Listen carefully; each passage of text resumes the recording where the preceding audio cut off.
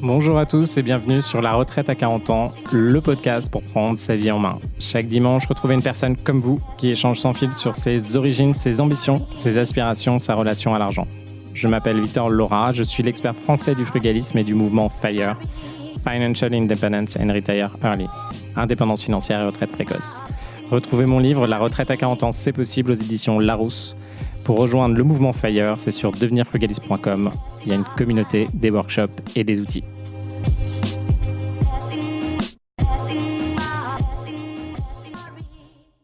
Bonjour à tous, bienvenue dans un nouvel épisode de La Retraite à 40 ans. Aujourd'hui, on va faire un petit focus sur des colocations. J'ai fait tout un dossier, une partie de dossier, 50% pour être exact, sur les colocations et pourquoi c'est intéressant de se lancer dedans avec des exemples où on peut acheter, comment on peut faire, comment on peut se financer. Et j'ai fait tout ce système-là, ça a cartonné sur LinkedIn. Vous êtes presque 300 à m'avoir demandé le dossier. Du coup, ce que je me suis dit, c'est que j'allais le partager avec tout le monde et vous qui êtes en train de faire du sport et toi qui es dans ta voiture. Donc, on va faire ça. Je te fais le partage en brut de tout ce mini-training autour des colocations. J'espère que tu vas apprécier. En tout cas, n'hésite pas à m'envoyer, pour ceux qui ont mon WhatsApp en direct, à m'envoyer un petit WhatsApp pour me dire que c'est bien ou pas bien les épisodes de podcast que je fais, ou encore sur LinkedIn. Merci à tous ceux qui m'envoient des petits messages, Jérémy, Kevin, Thomas et tous les autres. Même sur Insta, envoyez-moi des messages en me disant ce que vous pensez du podcast, si vous avez envie que je creuse des sujets. Bref, mon objectif, c'est de vous envoyer un max d'énergie comme d'habitude, de vous fournir de la qualité, de vous pousser à fond pour faire des invests, surtout dans ce contexte un petit peu morose. Et vous allez le voir, donc comme d'habitude, je parle de mon programme dans ce qui va suivre. Si vous êtes chaud, franchement, et que vous voulez défoncer le limo, défoncer la reprise ou défoncer le business, venez. J'ai compté, je fais 40 heures de coaching par semaine. Ça commence à faire pas mal.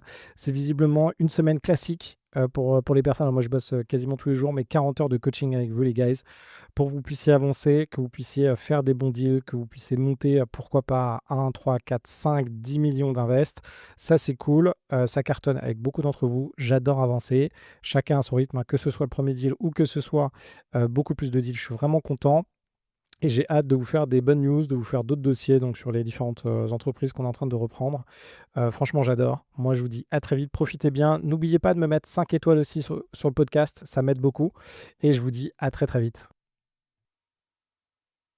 Hello, j'espère que tu vas bien. On se retrouve aujourd'hui pour la Bible de la colocation, la première partie. Moi, c'est Victor et on va passer un petit peu de temps ensemble. N'hésite pas à me poser des questions sur LinkedIn si tu as des questions et s'il y a des choses qui ne sont pas claires. En tout cas, moi, je te souhaite un max d'énergie pour tout avancer. Qu'est-ce qu'on va voir aujourd'hui? On fait la partie 1 aujourd'hui, donc c'est trouver une opportunité. La colocation, est-ce une bonne idée? Les différents types de colocation, trouver une colocation et le financement de la colocation. Dans une deuxième partie que je ferai un petit peu plus tard, c'est gérer une opportunité. Et là, tu auras non seulement les travaux, la fiscalité, trouver les locataires et la gestion simplement de la colocation. On est parti. Pourquoi m'écouter? Moi, c'est Victor Laura. J'ai 37 ans. J'ai 300 lots pour 10 millions d'euros d'IMO. On retrouve dans l'immobilier des colocs, du local commercial, des locaux commerciaux, de l'immeuble de rapport, des Airbnb, des parkings. Je vais te montrer un peu à quoi ça ressemble concrètement juste après dans les prochaines slides. J'ai créé une méthode qui te permet d'acheter ton premier investissement et de monter jusqu'à 5 millions d'euros d'invest, qui veut dire du 16 000 euros de cash flow plus 16 000 euros de remboursement de capital. Donc, ça te fait du quasiment 40 000 euros par mois. Donc, si tu es chaud, tu viens. Tu as le petit lien ici pour ma méthode. Donc, je te le remets en dessous, comme ça, tu l'auras. Donc, tu as ma méthode détaillée. Tu peux voir comment je fais, etc.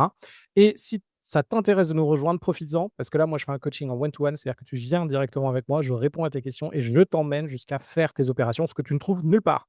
Tous les autres qui font de l'IMO, tu vas être en contact avec des personnes qui ne sont pas qualifiées, qui ne savent pas ce qu'elles font, et ils te vendent juste un training en ligne. Moi, c'est absolument pas ce que je te fais. Je te prends, on y va, on va sur le terrain, on fait les OP et on cartonne. Ton succès, c'est le mien.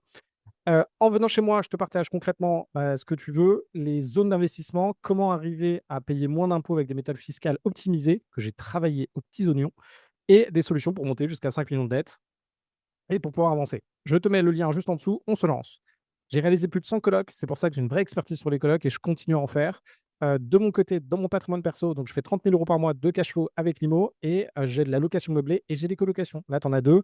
Là, tu as un semblant de combien ça peut me rapporter par mois, donc du 1 700 euros, du 1 400 euros et j'en ai encore d'autres de colocations. Après, j'ai aussi du Airbnb, donc soit que je fais en exploitation directe ou soit en sous-location, c'est une possibilité pour toi aussi. Sinon, j'ai un château qui est divisé en 27 lots, donc 10 000 euros de loyer, 4 500 euros de cash flow. un immeuble pour des écoles qui est à Ivry-sur-Seine, qui est en plusieurs millions d'euros. Il fait du 30 000 € de loyer pour du 7 000 € de cash flow par mois. Mon premier immeuble, un immeuble à moins de 100 000 €, si ça intéresse aussi. Et enfin, de la sous-location, espace de coworking à Paris, 25 000 € de loyer et du 5 400 € de cash flow. Si tu veux faire ton premier invest, si tu veux gagner 16 000 € par mois, je te dis où investir. Je te montre quelle est la méthode qui fonctionne pour dépasser les 35. C'est un process à répéter. Je te coach en one-to-one. Tu peux venir, tu prends un call directement avec Martin. On rentre dans le vif du sujet sur trouver une opportunité. Alors, la colocation, est-ce une bonne idée? Moi, je trouve que la colocation, c'est super. On va regarder les critères, facilité de compréhension. C'est assez simple de comprendre une colocation, surtout si tu n'as jamais fait d'immobilier. Pourquoi? Parce que ça reste un appartement. Donc, ça peut être un appartement, par exemple, de 80 mètres carrés qui fonctionne bien. Tu as juste à diviser des chambres et les louer à l'unité. Ça cartonne. Simplicité de gestion. Là, c'est pas 5 étoiles. Alors, pourquoi c'est pas 5 étoiles? Simplement parce que tu as un peu plus de turnover que si tu avais un appartement classique. Normalement, en théorie, c'est ce qu'on voit. Grosso modo, tu as une coloc de 4 personnes, tu auras un turnover, ça dépend où c'est, mais un turnover d'une personne par an qui va quitter et une autre personne va revenir dans ta coloc. Traction du marché, c'est un secteur où il y a encore des zones où on peut faire des colocations. Il y a des zones qui sont déjà bien chargées en colocation. Par exemple, je pense au Havre. Donc, il y a des moments, il y a des endroits où en fait, il y a des transitions qui ont lieu. Ou par exemple, Roubaix. Aujourd'hui, faire des colocations à Roubaix, je pense que c'est une mauvaise idée. Il vaut mieux faire des immeubles de rapport à Roubaix. Par contre, il y a d'autres zones où c'est intéressant.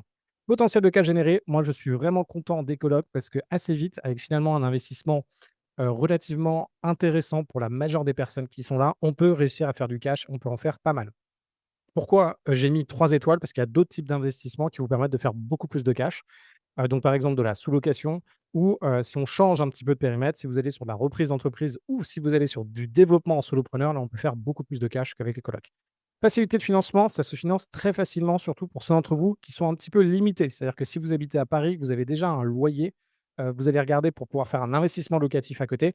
Là, vous vous rendez compte que c'est compliqué pour vous, ce qui est normal parce que les loyers à Paris sont chers et les banques vont avoir du mal à vous prêter. Mais les colocations, vous allez pouvoir réussir à le faire. On utilise beaucoup cette technique-là qui est de dire qu'on va acheter sa résidence principale, on va effectivement acheter, un appartement où on va pouvoir habiter et on va pouvoir le louer par la suite. Donc ça vous permet de démultiplier comme ça, donc c'est une petite étape, démultiplier votre capacité d'endettement. Potentiel de revente, généralement les colocations, ça dépend où c'est, mais on va voir les différentes zones. Mais si vous le faites dans des bonnes zones, effectivement, ça se revend assez bien parce que c'est des actifs où vous les achetez dans des zones tendues. On verra ce que ça veut dire. Les colocations, est-ce une bonne idée? Il y a 4 raisons pour lesquelles oui, c'est une bonne idée. Un, pour les capacités d'endettement limitées, je vous en ai déjà parlé, on verra ça en détail. Facilité d'accès pour les débutants, c'est beaucoup plus simple quand on commence d'acheter une colocation que d'acheter un immeuble de rapport. Il faut faire attention quand vous commencez l'investissement immobilier. Effectivement, vous pouvez vous fixer de commencer avec un investissement à 500 000 €, 1 million d'euros, avec toute votre capacité d'endettement, si vous avez un peu de cash de côté, etc. Sauf que généralement, la barrière, elle est un petit peu trop haute. Donc là, par exemple, si on bosse ensemble, l'objectif, c'est qu'on fasse ce qui correspond à vous aujourd'hui. Effectivement, c'est mieux de faire 3 investissements à 1 million d'euros que de faire plein de petits investissements à 200 000 €. La seule problématique, c'est que quand on commence, il faut avoir une première étape pour gagner en confiance, gagner en expertise aussi pour pouvoir progresser. Donc, en fonction de là où vous en êtes, de temps en temps, la coloc, c'est bien pour commencer et après, pourquoi pas évoluer sur d'autres types d'investissements. Troisième raison, la rentabilité. Oui, effectivement, une coloc, ça peut être très rentable. Quatrième, la qualité des actifs. Oui, parce que ça vous permet d'acheter dans des zones qui sont plus attractives que l'immeuble de rapport. Première raison, finalement, quand vous avez une capacité d'endettement limitée, ce qui est bien, c'est, ce que je vous disais tout à l'heure, de pouvoir, en fait, dire à la banque: «Je vais acheter cet appartement de 80 mètres carrés qui n'est pas très loin, à un prix qui correspond, en fait, à un actif intéressant» et la banque va vous financer. Donc il y a ça. Deuxième raison, c'est quand on débute, dans l'immobilier, ce qui est bien, c'est que les colocations, ça reste simple. Vous n'avez pas à gérer la toiture, vous n'avez pas à gérer, la façade, on verra ça après, vous n'avez pas à gérer tous ces trucs-là. Troisième raison, c'est la rentabilité. On va chercher à avoir au minimum une chambre, le loyer d'une chambre hors charge comme cash flow. Le cash flow, comment c'est calculé, on le verra ensemble. Mais vous prenez le coût total de l'investissement, vous faites un emprunt, donc vous empruntez la totalité du coût et en fait, vous allez faire vos loyers encaissés moins toutes les charges avec la taxe foncière, mais hors les impôts et on va voir combien il vous reste à la fin. Troisième raison, c'est la qualité des actifs. Effectivement, quand vous achetez des colocations, je vais revenir sur ces chiffres-là, mais vous pouvez aller jusqu'à du 2 600 € du mètre carré. Alors que si vous faites de l'immeuble de rapport et que vous voulez avoir du cash flow, c'est 1 300 € du mètre carré la limite. Si vous cherchez un immeuble de rapport à plus de 1 300 € du mètre carré, il y a très peu de chances, à moins de l'exploiter en Airbnb ou à moins de l'exploiter en colocation, mais en tout cas, en l'exploitant de façon classique, que ce soit en meublé ou que ce soit en nu, vous allez avoir du cash flow négatif. Donc en fait, en fonction, pour avoir du rendement, le prix d'achat est très important. Ce qui est encore plus important, c'est combien on le loue. C'est pour ça que la colocation, c'est pas mal. Colocation quand on a un endettement limité. Donc là, je reviens sur la règle de base sur l'endettement, qui est la règle classique. Après, il y a plein de techniques pour aller beaucoup plus loin. D'ailleurs, si tu as envie qu'on travaille sur ton sujet et qu'on aille chercher 1, 2, 3, 4, 5 millions d'euros de dette, imagine bien qu'on ne respecte plus cette règle-là ou du moins qu'on passe avec d'autres subterfuges autour de celle-ci.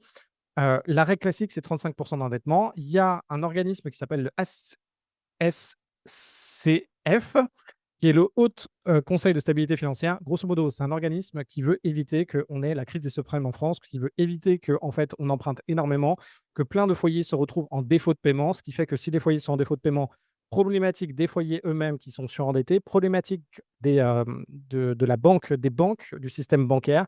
Et en fait, ça vous fait vous écrouler non seulement le marché de l'immobilier, ça vous fait écrouler le système bancaire. C'est la cata, il faut remettre de l'argent, c'est le contribuable, etc. Donc cet organisme, il a pour objectif de protéger tout le monde. Comment il fait ça? Il s'est dit: «OK, il faut pas permettre aux gens d'emprunter trop, il faut qu'on mette des règles, sinon ils vont faire n'importe quoi». Du coup, ils font le taux d'effort des emprunteurs. En gros, vous prenez votre revenu, vous faites fois 35, c'est votre revenu net avant impôt sur le revenu. Vous faites fois 35 et c'est ce que vous pouvez rembourser maximum. Et après, vous regardez si vous empruntez sur 10, 20, 25 ans. Donc le montant reste le même, c'est-à-dire ce que vous pouvez, la mensualité reste la même. Par contre, plus vous empruntez sur longtemps, plus vous pouvez emprunter plus. Deuxième élément, on va dire aux gens: «Écoutez, il ne faut pas qu'ils empruntent sur plus de 25 ans, parce qu'après ça devient ridicule». Alors c'est 25 ans avec, 2 ans en plus ou moins 2 ans, enfin plus, 2 ans parce qu'il y a des éléments qui vous permettent d'emprunter sur plus longtemps que nous on utilise assez souvent. Le cas concret d'un emprunt, Jason, 3 000 € par mois, net avant impôt. On fait 35 de 3 000 €, ça fait 1 050 €. Mais Jason, il habite à Paris. Il paye 1 100 € de loyer. Donc là, il va voir combien il peut emprunter. Malheureusement, il peut rembourser seulement 1 050 €. Or, il paye déjà un loyer de 1 100 €, donc en fait, il peut pas. C'est négatif. Si on fait 1 050 moins 1 100, il peut pas emprunter directement. Donc ça, c'est chiant. Et là, il y en a beaucoup d'entre vous qui sont dans ce contexte-là. Pourquoi? Parce que vous habitez simplement à Paris. Si vous êtes dans le cas de Jason, là, je vous donne encore une fois la petite astuce où ce que vous allez faire, c'est simplement dire que l'investissement que vous allez vouloir faire, ce sera une résidence principale. Donc, par exemple, vous allez acheter un appartement pas loin de Paris qui sera ce que vous pouvez emprunter. On ne va pas prendre en compte du coup votre loyer parce que ça va être votre résidence principale. Les méthodes pour continuer l'investissement locatif pour Jason, soit il diminue fortement votre loyer. Donc, si vous êtes dans le cas de Jason, ce que vous pouvez faire, c'est habiter à titre gracieux chez vos parents. Attention, c'est à ses limites. Ça peut être aussi d'habiter en colocation avec un loyer qui est à 500 €, pourquoi pas. Et sinon, ça peut être d'utiliser du coup sa résidence principale comme premier investissement. Il y a aussi d'autres façons de le faire. Si Jason, il a du cash, il va pouvoir, à l'aide de son cash, créer une entreprise, mettre 20 de son cash. Donc en fait, quand il va faire une opération, il va par exemple mettre 20 000 €. Ces 20 000 € vont représenter 20 de l'investissement total. Et du coup, si on fait un calcul rapide, ça fait 20 divisé par 20. Il va pouvoir emprunter 100 000 €. Du coup, s'il a 40 000 €, il peut emprunter 200 000 €. En version très simplifiée, je refais pour toi, pour ceux qui débutent, pour les autres, vous inquiétez pas, c'est marrant, on s'éclate ensemble. Tu gagnes 3 000 € par mois, tu peux rembourser 35, tu fais 3 000 fois 35, 1 050.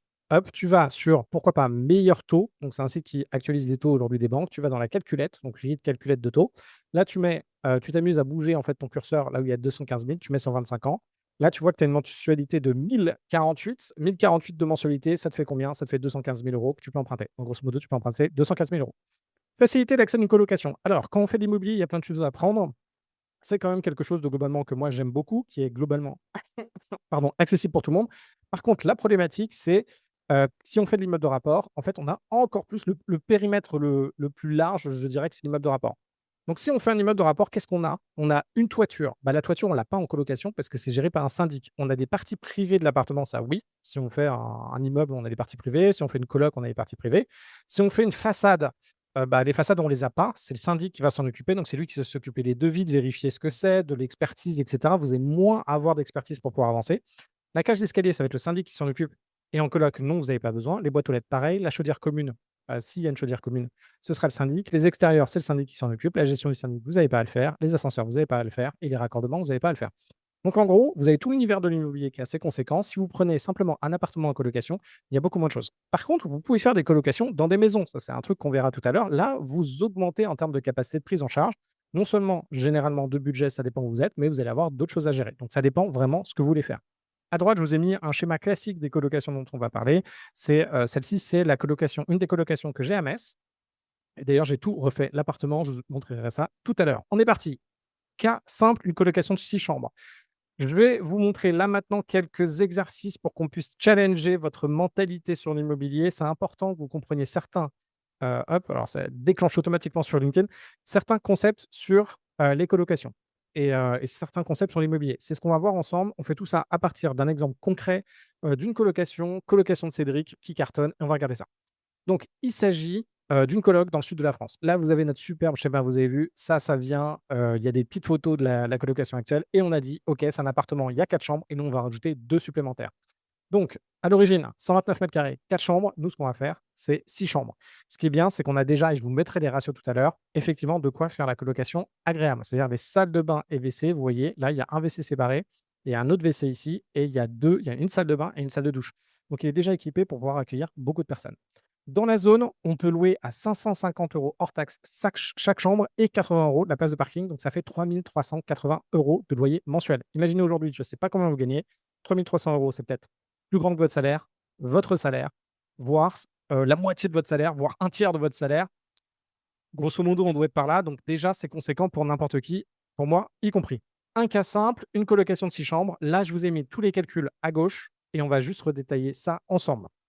Quand vous faites une colocation, vous faites un investissement immobilier. Vous avez juste un processus à respecter. Il faut s'assurer que tout rentre dans des cases. Si vous êtes chaud, si vous avez un peu de mal aujourd'hui, c'est normal parce qu'on commence. Au début, on ne le sait pas. C'est exactement comme la conduite. La première fois que j'étais derrière un volant, alors que j'avais passé très longtemps à regarder mon père conduire, la première fois que j'étais derrière un volant, j'avais les moins moites, j'avais peur de me taper les trottinettes, les vélos, les personnes, les priorités à droite, de ne pas pouvoir passer à côté des bus. Ça fait excessivement peur. Et plus on fait de la conduite, on fait 10, 20, 30 heures, 50 heures en fonction des personnes. Au fur et à mesure, on se sent mieux. Et au bout d'un an où on fait de la conduite, on se sent bien et on sait qu'on peut partir tout seul à 400 bornes de Paris. Par contre, si on arrête, attention parce que ça s'oublie un peu.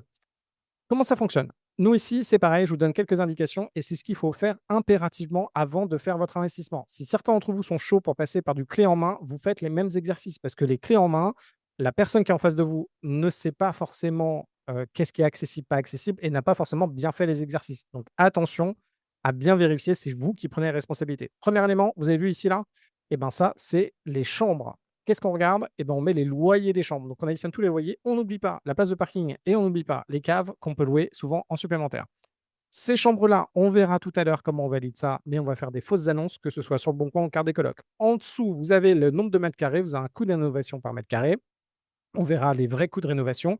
Si vous voulez un ordre d'idée, 300 €, c'est grosso modo, on fait un peu la peinture. 500 €, c'est on retape un petit peu plus. Et 1 000 €, on refait intégralement le bien.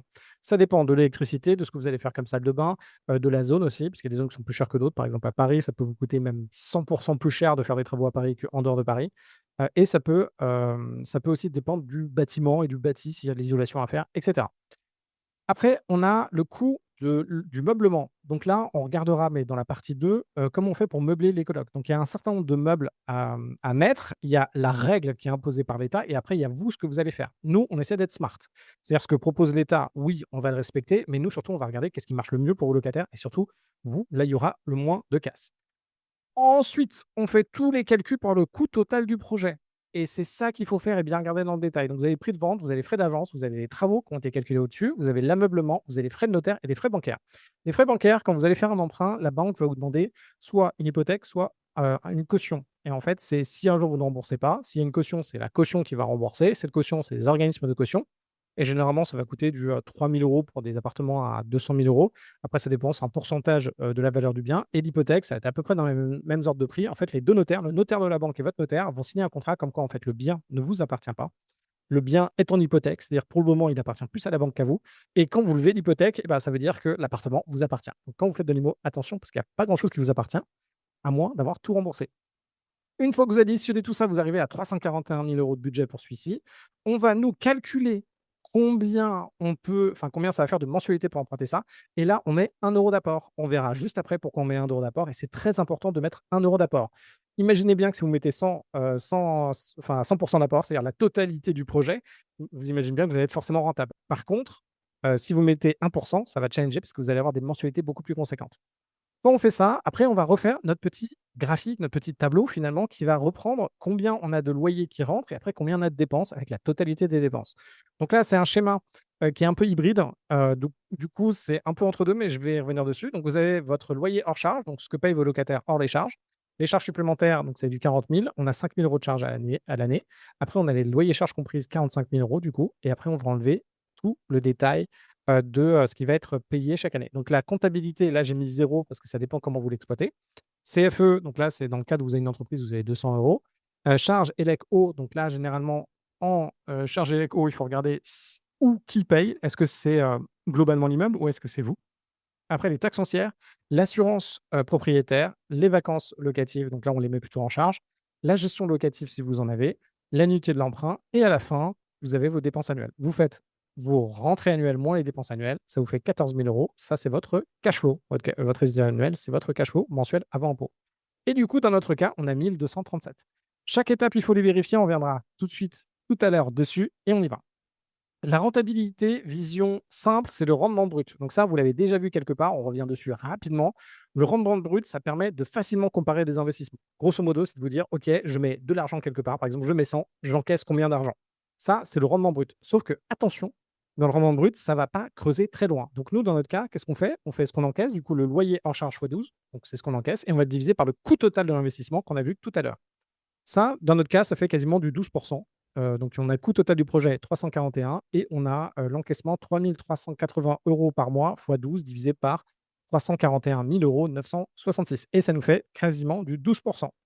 Donc ça, c'est top. Le coût total de l'investissement, on l'a vu juste avant, mais je vous le répète, c'est le prix de vente, les frais d'agence, les travaux, l'ameublement, les frais de notaire, les frais bancaires et avec expérience, ce qu'on voit grosso modo parce que vous voyez bien que là, on n'a pas détaillé les charges. On a juste dit: «J'encaisse des loyers et j'ai mis tant d'argent dans l'investissement». Ce qu'on n'a pas fait, c'est qu'on n'a pas détaillé exactement sur le loyer encaissé, on n'a pas enlevé toutes les charges dont on parlait juste avant. Donc attention, le rendement brut, c'est pour vous donner un ordre d'idée. Par contre, on sait qu'à certains seuils, ça peut être des investissements intéressants. Après, il faut creuser plus. Si vous faites moins de 7 de rendement brut, vous allez être souvent dans ce qui s'appelle un cash flow négatif. Donc c'est ici, c'est ce qu'on va voir juste après. Le cash flow, c'est ce qu'on a calculé là. Il était positif de 1 237 €. Donc ça, c'est super. Par contre, si on était à moins de 7 de rendement brut, ici, on aurait sûrement du moins 100 €. Ça veut dire que tous les mois, il va falloir mettre 100 € sur le compte bancaire de l'investissement parce que vous êtes en négatif. Pire que ça, attention ici, on ne parle pas d'impôt, donc potentiellement, en fonction de comment vous structurez votre investissement, et c'est pour ça qu'il faut venir aussi parce qu'on fait des super optimisations, vous risquez d'avoir des impôts supplémentaires. Si vous êtes vers les 7, normalement, vous êtes globalement à l'équilibre, donc vous faites du 0 € de cash flow. Attention, si vous achetez un immeuble qui est une bouse, où il y a énormément de charges, où il y a énormément de charges d'entretien, par exemple un château, il y a énormément de charges, là, la problématique, c'est quand même avec 16 de rendement brut, vous allez être en négatif. Parce que vous avez des charges supplémentaires qui ne se voient pas dans ce calcul-là. Si vous êtes au-dessus des 10 ou aux alentours des 10, normalement, vous êtes dans un investissement rentable. Et du coup, nous, c'est ce qu'on va chercher comme celui-là. On est dans les 11 neuf et on a 1 237 € de cash flow. Vous imaginez 1 237 € en plus par mois. Vous en faites 10, vous avez 12 000 € par mois. C'est QFD, vous venez avec moi, on cartonne tout.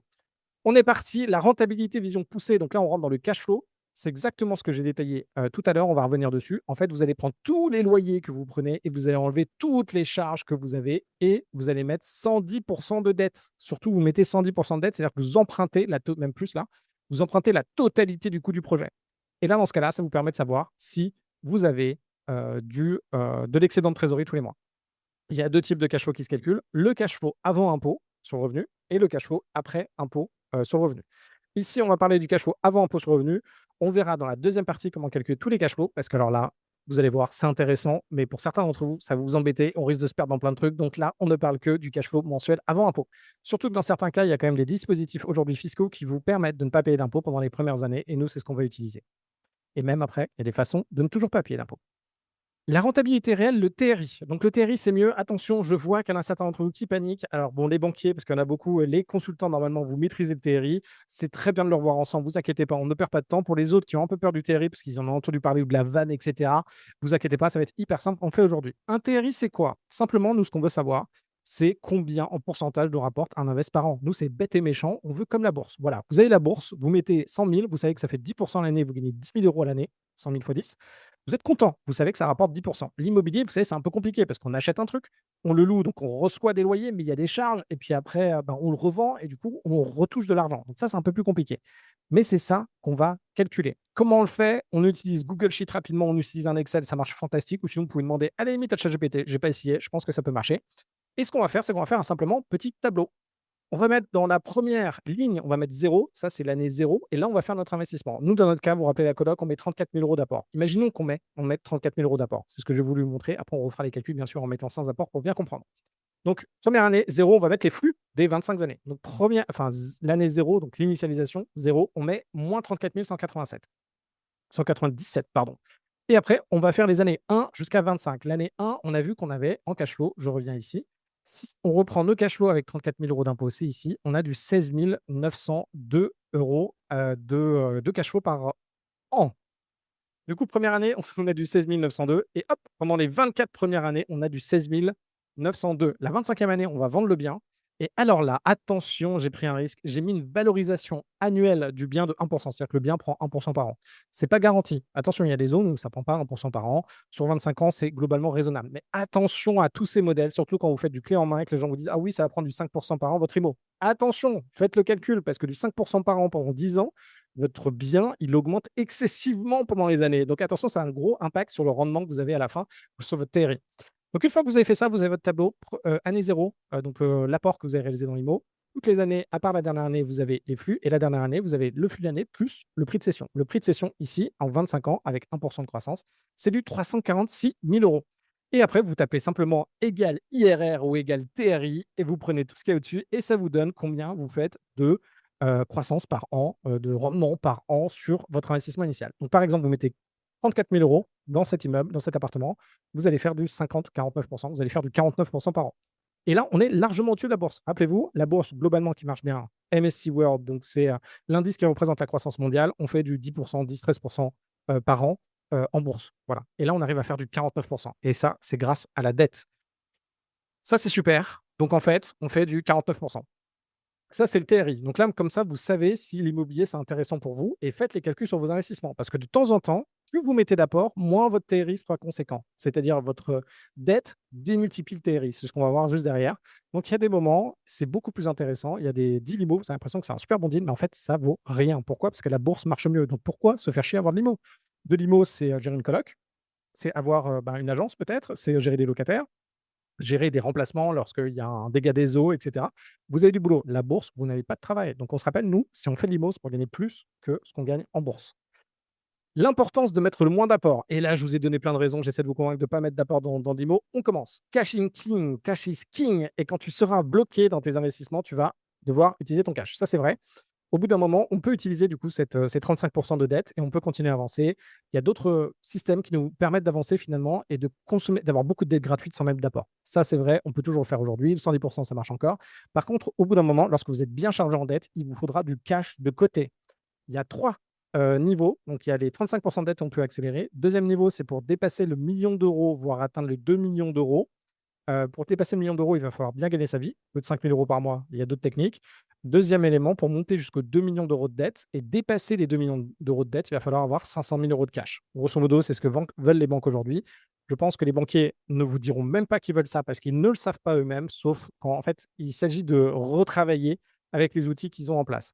C'est super parce qu'il y a un certain d'entre vous qui bossent et justement font ces modèles-là pour certaines banques et du coup, je travaille avec eux et c'est comme ça que j'ai toutes ces astuces et que je peux remonter avec des directeurs d'agence et là, on s'éclate. En cas de problème, il faut toujours avoir du cash à disposition. Oui, si un jour vous avez des problèmes, que vous avez besoin de payer quelque chose, que vous avez besoin d'être dépanné, que vous avez plus de taf, etc., il faut toujours avoir du cash. C'est ce qui vous sauvera. Sinon, ça vous coûtera très très cher d'avoir du cash.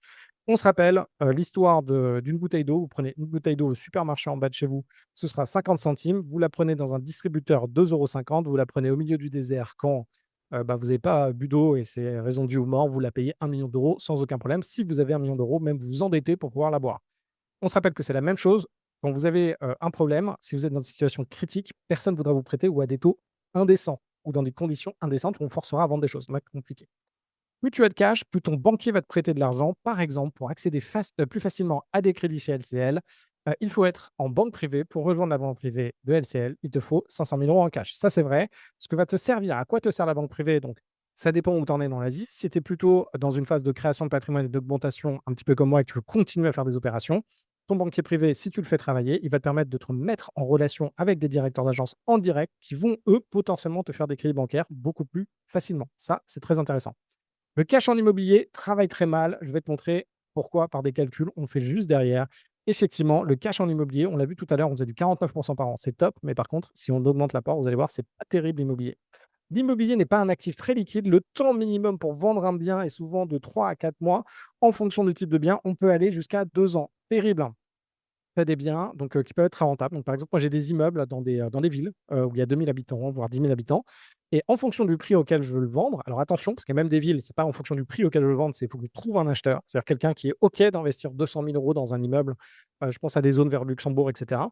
Sinon, il y a des moments où en fait, on va se retrouver, par exemple, moi là, je suis en train de vendre un immeuble qui est à plusieurs millions d'euros. Ça fait, 3 ans que je le vends. J'ai pas un acheteur qui se positionne à mon prix. Du coup, j'attends et ça peut prendre du temps.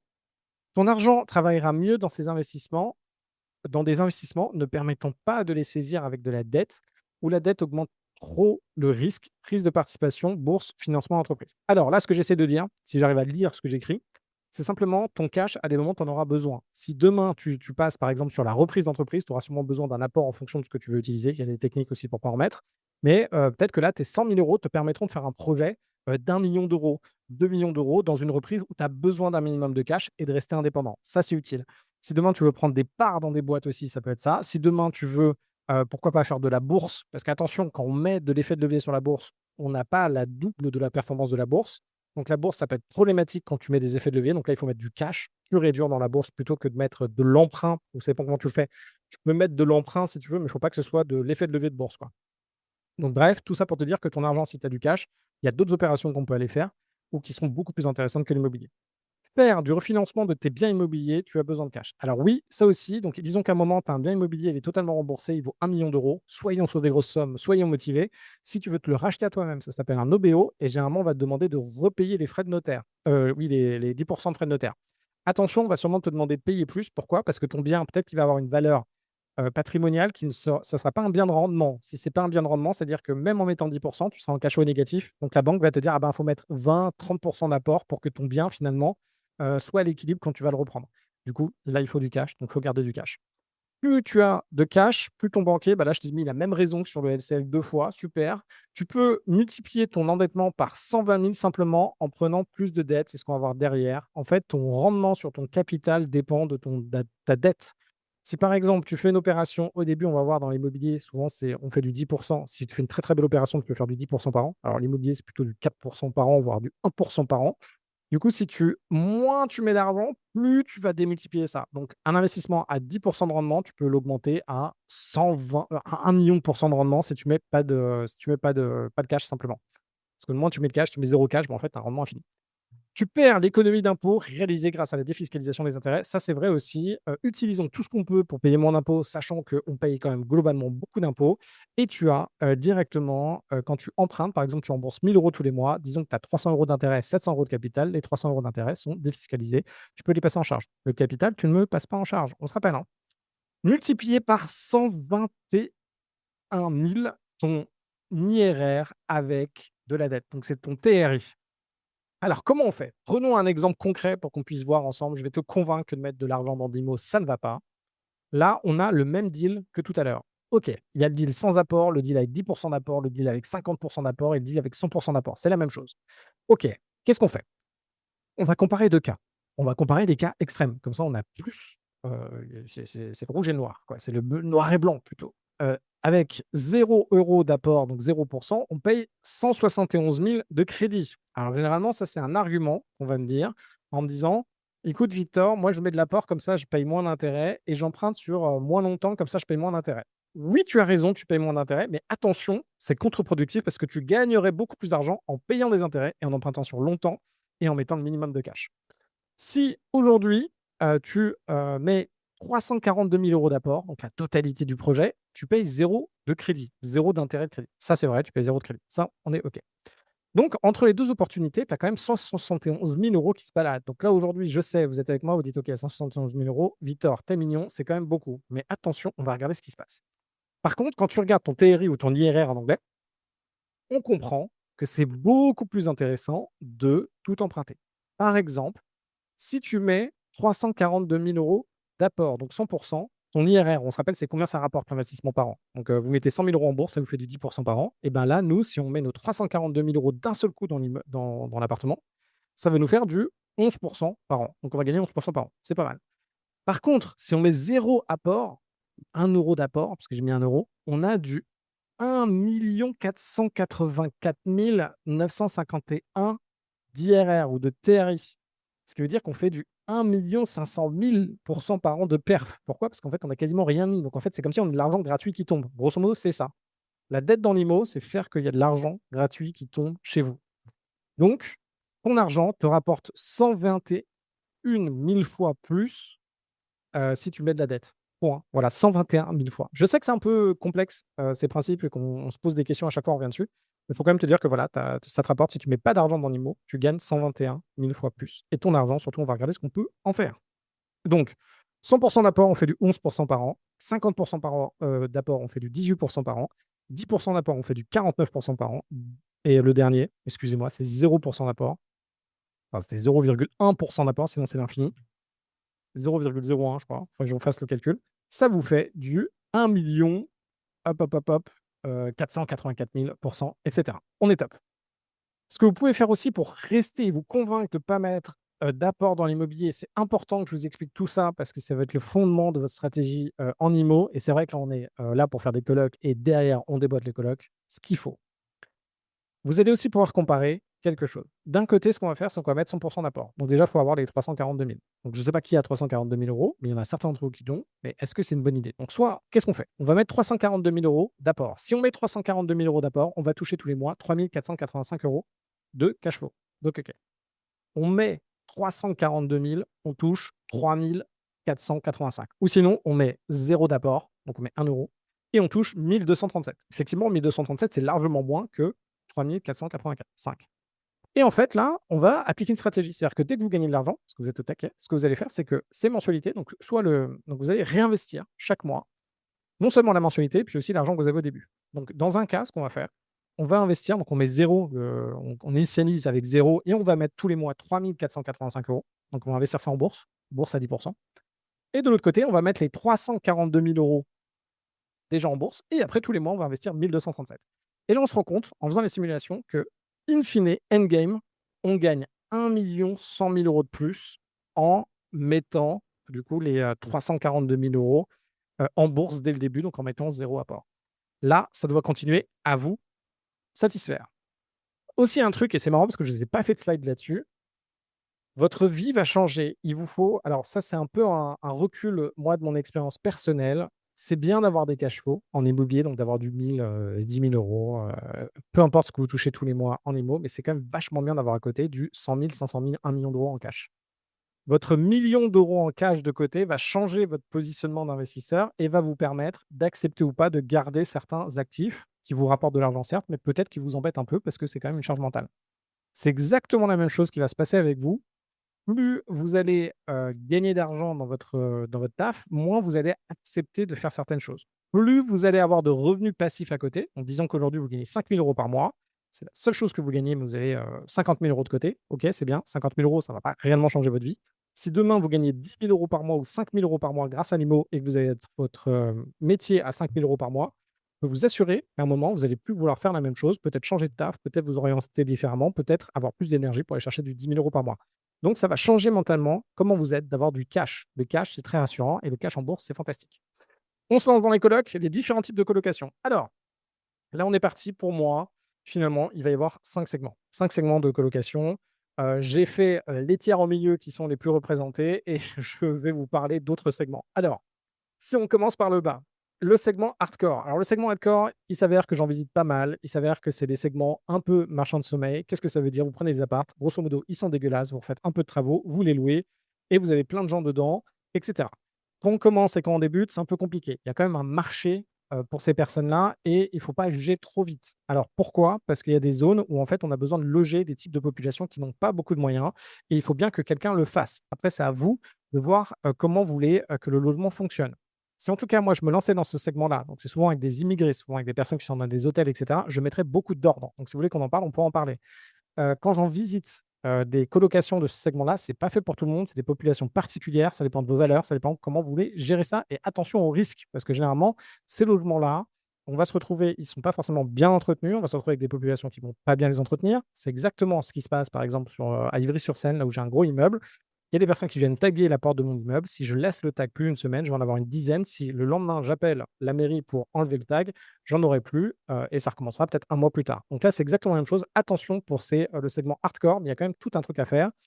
Il y a des besoins, il y a en fait, en fonction des personnes, de ce que les personnes sont prêtes à payer ou la situation dans laquelle elles sont, il y a, des besoins à leur offrir. Là, on rentre dans les 3 tiers. Les 3 tiers, c'est grosso modo là où moi je navigue dans ces 3 tiers-là. On a le tiers 3, c'est OK. Voilà, c'est OK, c'est-à-dire vous regardez la coloc, vous dites pour vous, avec vos standards, voilà, moi mon standard c'est quoi? J'habite à Paris, dans un quartier sympa, donc moi si je veux une coloc comme ça, je me dis que c'est OK dans mon standard. C'est une salle de douche pour 4 personnes, un WC, pas de salon et ça peut être une coloc un peu vieillissante, ça c'est OK, ça on peut en faire. Tiers 2, j'aime bien. Ça va être une salle de douche avec WC pour 4, un WC séparé, avec ou sans salon en fonction de la zone, donc on va voir et une coloc IKEA, donc ça va être une décoration grosso modo IKEA qui est bien. Le tiers 1, ça va être franchement c'est top. Là, on monte de régime, c'est souvent ça qu'on appelle vraiment les co-living, sachant que tout ça, c'est grosso modo des co-living et là, on va voir, pourquoi pas, une salle de bain privative par chambre, une femme de ménage une fois par semaine et un appartement qui est globalement beau, qui a été travaillé. Qui a été très travaillé. Moi, ce que je fais généralement, ça va être des tiers 2, tiers 3 et au bout d'un certain temps, en fait, vos colocs risquent de changer de tiers. C'est-à-dire que moi, mes premières colocs, une de mes premières colocs qui a été faite maintenant il y a, plus d'une dizaine d'années, elle passe un peu en tiers 3. Elle passe en tiers 3 pourquoi? Parce qu'elle est un peu vieillissante et là, ça fait 14 ans qu'elle a été faite. Donc là, il y a un moment, il va falloir la renouveler un peu et enfin, il y a le segment luxe. Un segment luxe, donc il y a pas de limite, ça dépend où vous êtes et ce que vous voulez proposer. Là, vous pouvez avoir des prix qui sont décorrélés réellement de la valeur, qui est en face. Votre objectif, quoi qu'il arrive, on se rappelle, c'est de faire de l'argent et c'est ce que je dis juste derrière. Il n'y a pas un tiers qui est mieux qu'un autre, en fait. Vous, ce qu'il faut, c'est avoir simplement ce qui correspond, aux personnes qui sont en face. Vous allez chercher à maximiser le loyer et à minimiser les travaux. Si vous faites du luxe, vous imaginez bien que faire du luxe, il faut mettre beaucoup d'argent dans les travaux, mais il faut derrière que votre loyer suive. Ne vous amusez pas, et il y a beaucoup de personnes qui malheureusement le font et principalement sur leur résidence principale, ne vous amusez pas à acheter quelque chose qui n'est pas, à faire des travaux dont, en fait, chaque travaux que vous faites, vous dépensez 1 000 € dans un truc, il faut que ça vous rapporte 10. Voilà, dès que vous voulez mettre une lampe quelque part, il faut que ça vous rapporte 10. Et on verra sur les travaux aussi, attention, il y a plein d'éléments à regarder pour pas vous mettre vous-même dans la merde. Alors, notre objectif est de faire un maximum de rentabilité. Ça veut dire investir un minimum d'argent, louer le plus cher possible et avoir le minimum de vacances locatives. Ça, c'est bien. Toutes ces zones-là, moi, j'ai fait beaucoup, beaucoup de Airbnb et je continue à en faire et du coup, mes colocations sont impliquées du Airbnb. Pensez toujours hôtellerie. L'hôtellerie, c'est beaucoup de passages, des gens qui ne connaissent pas, des gens qui, risquent, de salir et cetera, qui peuvent, vous mettre des mauvaises notes. Une fois que vous pensez et que vous avez cette mentalité-là, si vous la déclinez, donc après la colocation, ça ressemble un peu et vous arrivez jusqu'à de l'immeuble de rapport classique ou un studio classique, vous arrivez à avoir la meilleure gestion qui est possible. Ce qui détermine ce que tu dois faire comme colocation, c'est la demande du marché. Alors, un marché, oui, je vous entends ou je m'entends au fond de ma tête quand je dis ça, ça peut se créer, je suis d'accord avec vous, mais dans la plupart du temps, on répond au marché. Par exemple, à Paris, vous pouvez louer tout et n'importe quoi. Vous avez un studio, pas de toilette, pas de douche, vous avez ça sur le palier, ça se loue et ça peut même se louer 700 balles, 800 balles, 1 000 €, 1 500 € à la limite. Vous pouvez y aller. Attention à l'encadrement des loyers, on reviendra dessus. Par contre, quand vous êtes dans des zones comme Talence, à côté de Bordeaux, là, il faut augmenter de gamme. Donc, en fait, votre positionnement de gamme va dépendre de la zone. Talence, vous voulez être sûr de ne pas avoir de la vacance locative bien louée, il faut aller sur le tiers 1. Paris, vous allez très bien y louer si vous êtes sur le tiers 2. Et là, votre question, c'est de voir est-ce que les travaux supplémentaires qui me demandent d'arriver sur le tiers 1, donc par exemple, mettre des douches, disons que vous avez un appartement de 4 mètres carrés, il va falloir en faire 4 douches supplémentaires. Ça peut être un peu complexe, on reviendra dessus sur les travaux. Je pense que je vous en parle aujourd'hui, mais on fera ça dans la deuxième module. Attention à ça.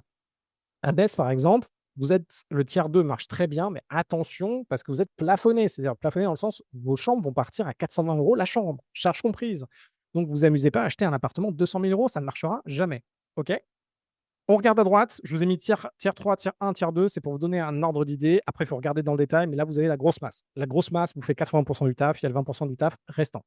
Exemple d'une colocation tiers 1, je voulais vous montrer à quoi ça ressemble. Le tiers 1, donc c'est un peu plus, plus. Et là d'ailleurs, je t'invite à regarder directement ce que je te présente et à comprendre pourquoi c'est du tiers 1. Et là, on va le faire ensemble. En fait, c'est un petit peu une partie travaux finalement. Dans les travaux, on verra ça différemment parce qu'on sera plutôt sur du pricing. Mais là, je vais te donner tout ce qui fait qu'une coloc, c'est tiers 1. Si tu n'as jamais fait, c'est normal que tu ne le vois pas et là, je vais te donner tout ça. Donc je te laisse un peu de temps, mets sur pause la vidéo et regarde ce que c'est. Dis-moi qu'est-ce qui est du tien 1, mais je te le fais là, tout de suite. Alors, on revient. Espace partagé dans une colocation. Donc là, on est dans un 80 mètres carrés de colocation. L'espace partagé, c'est ce que vous avez à droite. Bon, les photos, elles sont pas très grosses, je dois l'accorder. Je vais te dire tout de suite, moi, ce que je vois et ce que tu dois répéter et ce que tu dois faire dans tes propres colocations et si tu as envie de les faire, encore une fois, avec moi, en one to one, tu viens, tu prends un call avec Martin, go, on cartonne ça, paf, paf, 1 000 € par mois, 2 000, 3 000, 10 000, 16 000, on est au taquet, moi, je suis chaud. Mon objectif, c'est que tu gagnes vachement bien ta vie, que demain, on rachète des boîtes, qu'on fasse, plein de trucs ensemble. Moi, ça m'éclate. Alors, déjà, on regarde. Là, on a l'utilisation du papier peint. Le papier peint, ça revient vachement à la mode. C'est fantastique. Ça permet de protéger les murs. C'est très facile à remplacer et ça permet de cadrer et de créer une ambiance. Donc là, déjà, ça meuble. Si, imaginez cette colocation, tous les murs en blanc, c'est pas attractif. Là, tout de suite, vous avez du papier peint qui permet de créer une zone. Donc là, ça crée la zone ici du salon. Ça délimite la zone. Ça met du cachet, ça crée quelque chose de joli, on a envie d'y aller. Deuxièmement, il y a le mur de couleur. Donc ça aussi, ça fonctionne bien, c'est de l'autre côté, donc derrière le canapé, là, on a un mur de couleur bleue. Ça a la même fonction, mais ça rajoute un peu moins, c'est plus léger en termes d'intervention. Donc ça cartonne aussi. On arrive sur les meubles. Alors les meubles, là, on se rend compte que c'est une coloc. Alors je ne vous l'ai pas dit, mais c'est une coloc de 4 personnes. Et là, si on regarde concrètement, le canapé, il n'est pas réellement fait pour 4 personnes. 2 personnes, ça passe, 3 à la limite, mais pas 4. Ce qu'on va faire dans ces colocations-là, surtout, ne pensez pas aux meubles de votre grand-mère que vous allez ramener et mettre dans une colocation. Si vous venez en one-to-one avec moi en me disant: «Ah tiens, moi j'ai un super canapé, il m'a coûté 2 000 €, il est fantastique dans mon appart à Paris, j'aimerais bien le changer, ben, je vais le mettre dans la colocation». Non, parce que toi, ta priorité dans ta coloc, c'est de donner une ambiance de taille et que ce soit grand. Du coup, ton grand canapé qui coûte très cher, tu ne le mets pas dedans et en plus, attention, c'est du locatif. Donc demain, les personnes ne sont pas aussi précautionneuses de toi. On verra ça comment on sélectionne les locataires. Mais, moi, par exemple, j'aime bien que ce soit nickel chez moi, que rien ne soit égratigné. Bon, bah, quand, par exemple, j'ai fait une fête chez moi un jour et une personne m'a abîmé mon canapé. Bah, drame pas possible pour moi, même si c'est un canapé IKEA, classique. Et aujourd'hui, je vois toujours avec mon canapé esquinté. Voilà, parce que moi, tout est on fait très attention à tout. Ben, vos colocations, les gens, vous ne savez pas à qui vous allez louer, donc prenez des choses qui, ne vont pas, déjà sentimentalement que ce soit pas proche et après qui vont pas, enfin qui vont être petites en taille. Donc là, on met beaucoup de trucs petites en taille. On peut multiplier les choses petites, mais en tout cas, on en met des petites en taille, comme ça donne une ambiance de taille. Utilisation d'un lustre au plafond. Alors ça, c'est ce qu'on va retrouver non seulement dans les chambres juste après, mais ce qu'on trouve dans les espaces communs. Là, je vous encourage, à avoir en fait beaucoup de colocs ou à faire de la location, des établissements qui reçoivent du public. Donc moi, à l'origine, je viens, du coworking. Donc c'est des espaces où il y a des gens qui rentrent dedans et aussi j'avais des salles de formation. Donc j'avais 450 carrés, enfin 450 carrés dans Paris et dedans, on peut avoir 120 personnes qui viennent en formation. On va avoir, peut-être une trentaine, voire une cinquantaine de personnes qui vont dans leur bureau. Il y a une machine à café, il y a des pauses avec des croissants, il y a des personnes qui ont leur tasse de café et cetera. Plus vous travaillez avec du public, plus vous comprenez à gérer les foules. Je vous encourage. Alors c'est sympa, moi j'adore regarder des documentaires, ça m'endort et j'adore. Regarder des documentaires sur, comment on fait la signalétique, pour les aéroports ou regarder rapidement peut-être un documentaire sur architecture, comment l'espace peut induire les personnes et comment ça fonctionne. On l'a déjà vu tout à l'heure.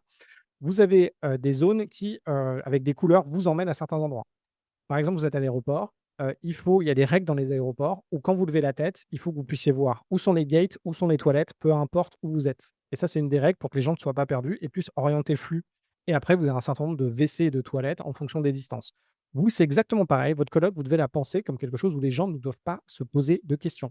Et surtout, il faut penser en mobilier urbain. Le mobilier urbain, donc n'hésitez pas à regarder des documentaires sur le mobilier urbain. D'ailleurs, peut-être que j'inviterai quelqu'un qui fait du mobilier urbain. La problématique que vous avez, c'est qu'il faut que ce soit solide, que ça casse pas et qu'il y ait pas, vous puissiez pas vous prendre des plaintes, en gros, d'avoir des procès. C'est pareil dans votre coloc, il va y avoir de la casse. En fait, il y a plein de gens, je ne sais pas si vous êtes maladroit ou pas. Moi, ce n'est absolument pas le cas, sauf, pour ceux qui s'en rappellent et qui étaient là, j'avais mon petit thé avec ma paille. Je prends une taille pour pas trop me teindre les dents et je l'avais mise ici et là, hop, j'ai bougé mon bras comme ce que je fais avec vous et pouf, ça s'était effondré sur moi. J'ai failli me mettre nu devant vous parce que j'avais, du thé chaud qui me brûlait les cuisses. Bon, j'ai préféré me brûler les cuisses que vous montrer mon entrejambe, ce qui était, je pense, le bon choix, mais du coup, ça m'a fait un peu mal. Bref, là-dessus, tout ce que je veux dire, c'est que quand vous êtes maladroit, il y a de la casse. Vous, ce que vous voulez minimiser au maximum, c'est la casse chez vous. Disons que vous adorez votre coloc. Vous mettez en cristal un cheval, vous mettez, oui, en cristal un cheval sur une table. La table est au milieu de l'appartement, c'est magnifique, mais elle est pas très solide, mais elle est belle avec des beaux pieds. Donc là, on est dans du, Louis, XIII, je crois, des meubles d'époque. ben, en fait, si vous donnez un petit coup de dent, ça bouge un peu, votre cheval, il va tomber, ça va casser. Tout ce qui peut casser, tout ce qui peut avoir de la casse, ne le faites pas. Pourquoi? Parce que vous allez pas être bien. Après, il va falloir le remplacer. Il va falloir avoir une négociation avec les colocataires qui vont dire: «Ah mais non, c'est pas de ma faute» et cetera. Alors bon, c'est clairement de sa faute et cetera. Donc vous, ce que vous voulez, c'est minimiser tout ça. Pourquoi je vous raconte toute cette histoire? Pour vous en rappeliez et surtout que là, quand vous regardez cette photo, vous avez des lustres. Vous me mettez des lustres au plafond. Les lustres au plafond, pour les casser, il faut y aller. À moins qu'on se fasse une bataille comme quand on était petit d'oreiller, pour qu'on tape le lustre du plafond ou qu'il y ait un mec qui fasse 2 mètres, ce qui est possible aussi, c'est très rare. Donc on met tous les trucs qui vont pas pouvoir se casser et qui vont avoir un maximum d'impact. Donc les lustres, c'est très bien dans les chambres et dans les espaces partagés.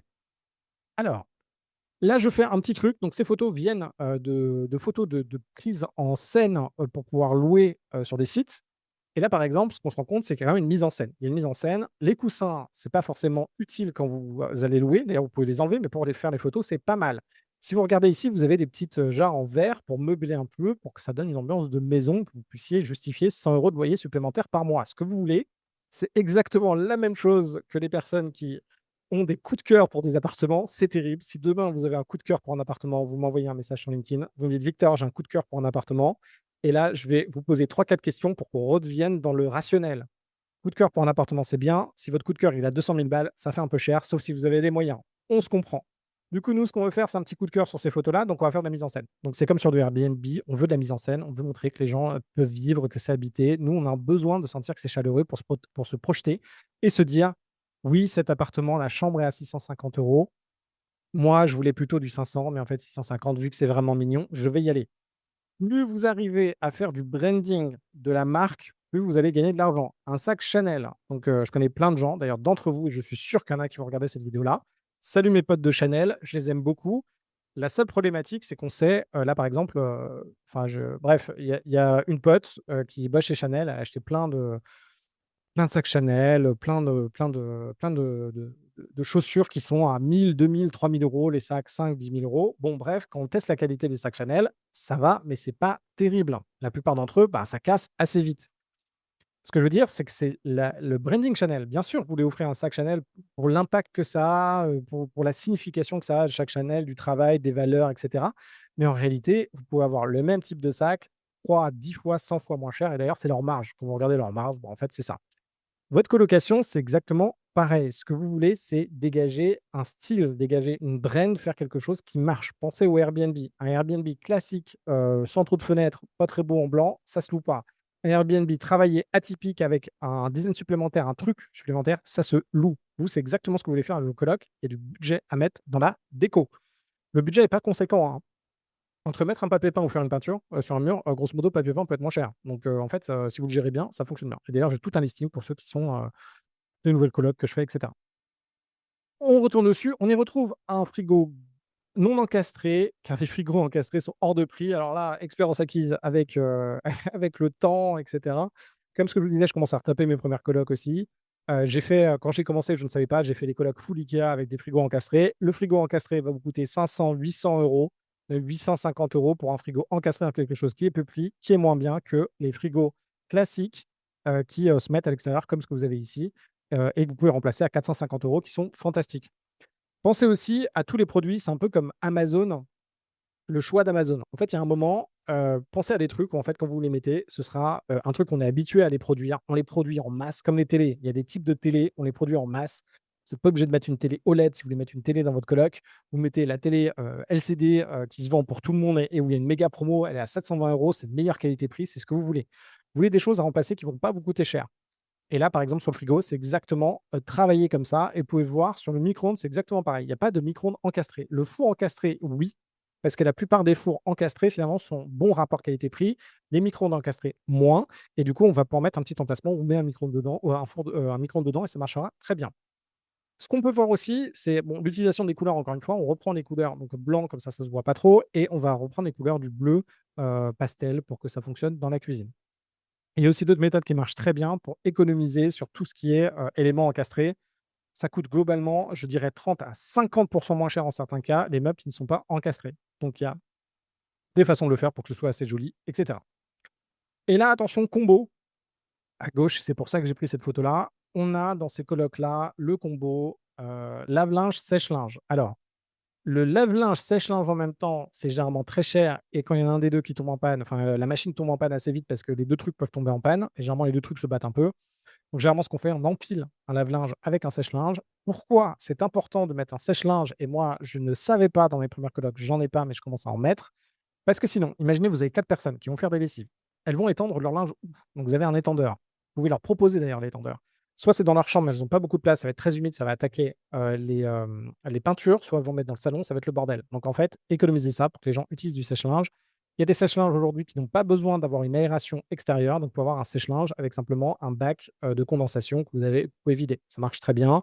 On est dans du 300, entre 300 et 550 €. Ça vaut largement le coup et surtout pour les personnes qui sont intéressées. Maintenant, ça devient une norme. En fait, on arrive aujourd'hui aux normes françaises, aux no des normes des États-Unis en 2005 quoi, 2006. C'est-à-dire potentiellement la clim, potentiellement le sèche-linge et le lave-linge. Il y avait déjà ça aux US, nous on y arrive aujourd'hui. C'est pour montrer l'évolution un peu entre les 2.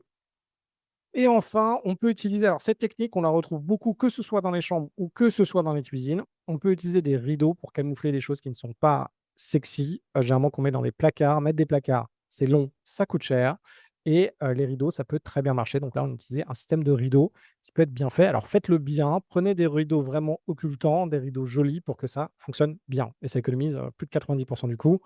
Un rideau, c'est à 50, ça dépend ce que vous prenez, mais bon, grosso modo, 59 € le rideau bien occultant. Votre tringle, vous en avez pour, 12 € si vous mettez une seule tringle. Vous faites l'installation, le mec, s'il est déjà sur place, vous en avez pour 20 balles maximum. Paf, vous avez votre truc. Faire un placard, bon, bah, déjà, il y a d'autres expertises qui sont demandées. En plus, si c'est du placard sur mesure, parce que là, ça aurait été du placard sur mesure. Ou sinon, vous mettez un placard déjà fait. Maintenant, vous en avez minimum pour, 150 €, voire, 500 € chez IKEA pour avoir un truc. Et après, si vous faites du sur mesure, ça peut être très cher. Attention, vos artisans, beaucoup d'entre eux vont, ça les abuse de faire ça, vont vous proposer ça. Non, ne le faites pas, ça ne vaut pas le coup. On continue, j'espère que vous êtes toujours partants. On est pas mal, je ne sais pas combien de temps, ça fait qu'on est là, mais on continue nous. 44 slides déjà. Ce qu'il faut retenir d'une couleur tiers 1, là on est dans la chambre. Alors attention, il y a plein de trucs à apprendre et là aussi, ça vient et basez-vous encore une fois sur les hôtels. Vous, ce que vous voulez, c'est que le ménage et d'ailleurs, je ne vous l'ai pas dit ici, c'est qu'il y ait pas de casse, que ce soit beau et que le ménage soit simple à faire et que vous puissiez remplacer des meubles facilement et que ce soit très fonctionnel et qu'il y ait des objets qui donnent envie de venir. Par exemple, vous allez dans un hôtel, moi j'adore prendre des hôtels où il y a des piscines. Donc je vais prendre hôtel sympa, je vais mettre minimum de gamme, quoi, minimum 4 étoiles, piscine. Le seul truc, c'est que je vais rarement à la piscine, mais je prends quand même l'hôtel avec une piscine. Je suis très intelligent, très, très frugaliste ce truc-là. Par contre, dans vos colocs, c'est pareil. Donc il y a des gens qui vont vouloir de la lumière et des gens qui vont vouloir, machine à laver, sèche-linge et cetera, frigo, ils vont vouloir des choses comme ça. Dans vos chambres, ce qu'on va faire déjà, on retrouve cette dimension, un mur de couleur, voire 2 murs de couleur. On va retrouver en sol et je ne vous l'ai pas dit, dans le salon, ce qu'on va généralement utiliser, on évite, le bois au maximum, on va prendre des lames de PVC et potentiellement dans certains types de colocs, ce qui marche bien, c'est le carrelage, effet bois. Alors attention, si vous êtes dans des zones où il fait très froid, le carrelage, c'est assez froid. Les gens vont marcher pieds nus, vont avoir assez froid aux pieds et vont avoir tendance à réchauffer l'appartement. Donc si vous avez une isolation qui est pas terrible, on verra ça dans les DPE, plutôt dans les travaux, mais grosso modo, si votre, appartement, même pas l'isolation, mais s'il est plutôt froid, il y a pas beaucoup de lumière et qu'en plus vous mettez du carrelage au sol, attention, dans certains cas, je mettrais plutôt des lames de PVC. Lames de PVC, ça se met très bien et c'est très résistant, ça peut être pas mal. Quand vous regardez des lames de PVC, on fera ça dans les travaux, il y a une épaisseur minimum à avoir. L'épaisseur, c'est à quel point vous pouvez potentiellement poncer ou potentiellement attaquer le PVC, c'est-à-dire, quand c'est gratté, vous avez des lames, c'est la durée de vie de votre PVC. On est ici, donc dans votre chambre. Là, qu'est-ce qu'on remarque? Je vous laisse regarder les images en bas à droite. Premier truc essentiel pour tout le monde, vous me mettez des têtes de lit. Alors je ne sais pas, c'est pas le premier truc que j'ai donné. J'aurais dû vous donner autre chose, mais vous mettez des têtes de lit. Pourquoi vous mettez des têtes de lit? Les cheveux, c'est gras. Le gras, ça se colle sur la peinture, ça vous dégrade la peinture, il faut refaire de la peinture. Il faut potentiellement shampouiner de la peinture. Tout le monde va vous dire, enfin les artisans vont vous dire: «Ah, je vous ai mis une peinture de super bonne qualité, vous pouvez la nettoyer et cetera». Bon, bah, moi je vous encourage à nettoyer une peinture d'un logement où il y a eu un peu de lumière du soleil ou, même au bout d'un an, en fait, ce que vous allez faire, c'est que la peinture globale avec le soleil, c'est pour ça qu'on fait très attention quand on conserve des livres ou quand vous conservez des choses. Remarquez chez vous, je pense que vous l'avez déjà vu chez vos grands-parents, si vous avez dans une pièce du soleil qui arrive par une fenêtre, les livres qui sont en face, voir le sol, changent de couleur. Pourquoi? Parce que le soleil attaque. Dans votre logement, c'est pareil avec la peinture. En fait, le soleil va attaquer la peinture, ça va évoluer dans le temps. Et votre plus grosse problématique, c'est lorsque vous voulez nettoyer, un mur et cetera. Quand vous nettoyez un mur, en le nettoyant, ça va vous allez enlever de la crasse potentiellement ou enlever le truc qui est pas bon, mais vous allez changer la couleur du mur. Ce qui fait qu'on va voir où vous avez nettoyé. Donc il y aura plus de crasse, mais en tout cas, on va voir. Ça, vous voulez l'éviter. Donc vous mettez des têtes de lit. Truc super intéressant, vous avez plusieurs choses que vous pouvez utiliser en tant que tête de lit, pas forcément les têtes de lit. Donc là, vous pouvez utiliser par exemple de l'acier, comme ici, qui est pas forcément une tête de lit. Vous avez plein de choses que vous pouvez utiliser. Donc ça, c'est top. On reprend ce dimensionnement avec de la couleur pour donner un petit peu d'humain, ça c'est bien. On fait autre chose. Pour gagner de la place, on met des meubles petits. Alors, dans vos colocs, moi, je vous encourage à mettre des lits 140 ou 160 pour des lits doubles, en fait, parce que c'est beaucoup plus agréable pour les personnes et c'est ce que les personnes veulent aujourd'hui. Par contre, donc ne mettez pas un ridicule lit, une place. Attention, j'en vois beaucoup, je vous déconseille de faire ça. Et deuxièmement, une fois que vous avez fait ça, vous allez choisir, par exemple, un bureau, mais bureau tout petit. C'est ce que vous avez ici, c'est un bureau vraiment format une place. Alors moi, j'aimerais pas trop bosser dessus, mais ça fonctionne. J'ai déjà fait, ça fonctionne, quand même. Quand vous êtes en chambre d'hôtel, vous le faites et cetera, donc ça va. Qu'est-ce que je vous ai mis d'autre comme élément? Voilà, alors on va travailler maintenant sur les meubles qui risquent d'avoir des problématiques. Donc là, quand on fait de l'optimisation de salle, de chambre, cette chambre a été très optimisée parce que vous voyez, il y a justement une salle de bain qui a été créée, une salle de douche, pardon, donc salle de bain, il y a un bain et salle de douche, c'est une douche. Il y a une salle de douche qui a été créée, dans cette chambre. Du coup, on a perdu de l'espace dans la chambre, du coup, on n'a pas beaucoup d'espace et là, on voit bien qu'on a juste, en fait, le lit plus 20 centimètres pour le mettre contre le mur, donc on n'a pas la place pour mettre une table de chevet. Même si vous aviez la place pour mettre une table de chevet, la table de chevet, c'est chiant. Pourquoi? Parce que ça a 4 pieds sur le sol. Pour passer en dessous, c'est compliqué avec l'aspirateur. Donc déjà, ça vous crée une problématique. Deuxième élément, il faut l'acheter. Alors ça dépend où vous allez. Là, je sais qu'on commence à faire des achats sur Shein et cetera. Bon, si vous voulez descendre dans les prix. Moi, j'aurais pas forcément de jugement là-dessus ou sinon vous allez, chez Ikea et cetera. Votre table de chevet, pour qu'elle soit sympa, c'est du 50 balles, quoi. 50-100 €, voilà. Donc ça vous rajoute 50-100 € par chambre, vous en avez 4 et ça peut être dégradé et si vous laissez une table de chevet accessible à côté du lit, pensez à l'usage. Les personnes vont mettre, du thé dessus, vont mettre des éléments qui vont racler et cetera. Donc effectivement, vous allez avoir plus de casse que si vous faites comme ce qui est fait ici, vous mettez une planche plus haute, donc les gens vont être habitués à soit mettre leur téléphone dessus, en tout cas, ils vont pas mettre forcément leur café, leur thé, c'est trop compliqué pour que ce soit utilisé comme ça. Mais en tout cas, c'est très bien et vous économisez de la taille. C'est-à-dire que vous allez pouvoir avoir une planche qui passe au-dessus de votre lit, donc il y a pas une déperdition de taille. Donc ça, c'est super et ça vous coûte beaucoup moins cher. Une planche comme ça, on doit être dans du 20 € la planche, voire 15 € la planche, voire même moins en fonction de ce que vous allez faire. Donc c'est une planche laquée, qu'on peut retrouver, on peut même détourner certaines choses. Donc là, ce qu'on retient pour le lit, on a effectivement, cette planche, on a une ampoule, enfin une lampe d'appoint petite qui s'allume, qui vient en plus d'au-dessus, donc c'est pas mal, ça éclaire plus que si on avait une lampe en bas. Quand on a une lampe en bas vers le sol, la problématique, c'est que en fait, il faut tester, tester, de votre côté. En fait, ce qui fait que des endroits sont beaux, moi j'aime beaucoup l'hôtellerie, j'aimerais bien concrétiser. En fait, j'ai fait plusieurs offres pour acheter des hôtels, je vais y arriver au bout d'un moment, on y arrivera. Mais il y a des endroits, en fait, si vous voulez créer des ambiances vraiment cosy, ce qui est bien, c'est d'avoir beaucoup d'endroits, d'éclairage, répartis à droite à gauche et vous faites, en fait, des petites zones d'éclairage. Sauf que quand vous faites ça, en fait, votre zone d'éclairage, il faut en mettre beaucoup, parce que vous allez pas vraiment voir. Donc ça crée une ambiance cosy qui est sympa. Par contre, quand vous voulez du fonctionnel, il faut mettre plutôt en hauteur parce que la lumière va venir vers le bas. On est bon là-dessus. Il nous reste et là, je ne sais pas si vous l'avez bien vu, les prises. Donc il y a un certain nombre de prises, à respecter. Donc ça, on peut le voir dans les travaux. Il y a des choses qui sont graves, des choses qui ne sont pas graves. Là, dans ce cas-là, les prises sont pensées pour le lit, sont rehaussées et sont mises au niveau, de un peu, à 1 mètre, un peu et ça vous permet, en fait, de ne pas avoir alors, pour ceux qui ont pas cette expertise-là, quand vous avez des prises, là, par exemple, on aurait mis des prises près du sol. La problématique, c'est que la personne devrait décaler son lit. Donc elle décale son lit pour atteindre la prise. Ça touche le sol, ça décale le lit, ça raye le sol et cetera, potentiellement. Mais c'est ce qui arrivera, quasiment sûr.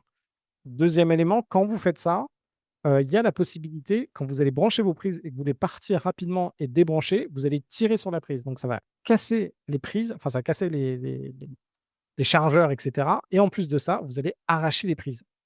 Expérience acquise, je l'ai eu là, ne serait-ce que donc ici, je fais beaucoup de Airbnb et j'ai eu cette expérience, une prise a été arrachée et cetera. En plus, on ne le voit pas. C'est-à-dire pour l'entretien, là, ce que j'ai loupé, des personnes m'ont arraché la prise, je sais qui c'est, mais je ne l'ai pas eu au moment où elles sont parties, donc j'ai pas pu, récupérer.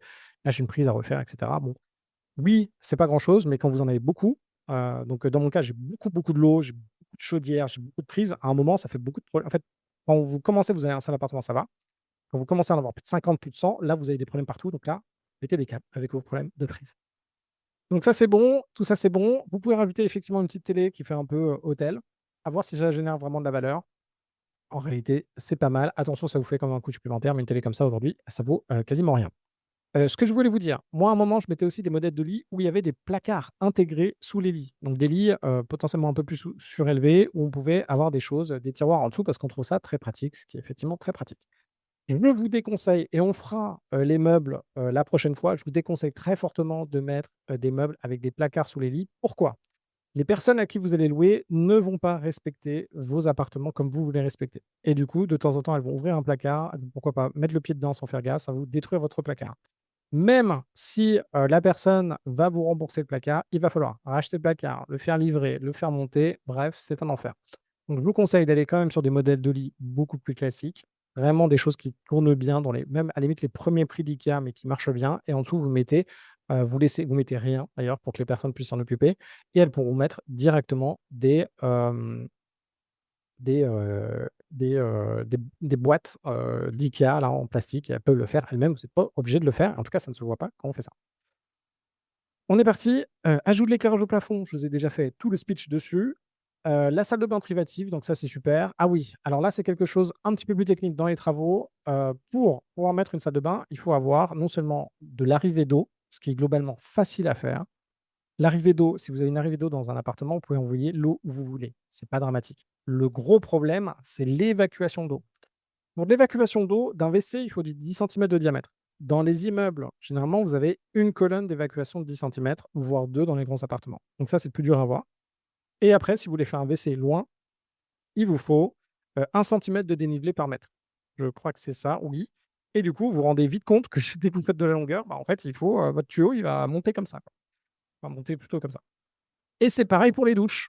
Et du coup, si vous voulez rajouter des douches et que vous n'avez pas ce dénivelé-là, ce qui est tout à fait possible, c'est de simplement surélever toute votre chambre. Donc les zones de votre appartement où il y a les évacuations seront à 10 centimètres en dessous. Vous allez faire des marches dans votre appartement pour pouvoir surélever, les évacuations. C'est très, très smart, vous pouvez le faire et dans la plupart des apparts, vous avez des, comme des hauteurs sous plafond qui sont assez conséquentes, donc vous pouvez vous lancer là-dessus. Ça a un coût, mais généralement, l'augmentation, en fait, les travaux sont très vite rentabilisés si vous pouvez rajouter une chambre, si vous pouvez augmenter de 100 € par mois, une chambre. Ça va tout de suite, vous allez voir un gap. Plus vous allez faire de calcul, plus on en fera ensemble, plus vous allez voir, ces éléments-là. Pour le sol, je vous ai parlé des lames PVC et je vous ai parlé de la télévision, on est pas mal.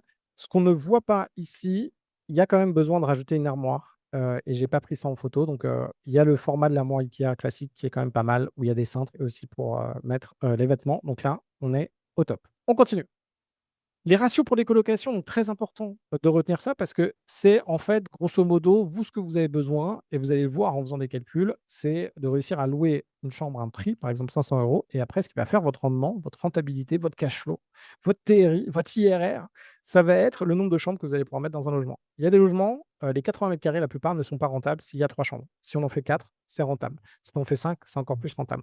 Et on se rappelle, le truc que je répète assez souvent, c'est généralement, à part, la coloc d'ailleurs que je vous ai présenté tout à l'heure, mais le cash flow d'une coloc sera le loyer hors charge d'une chambre.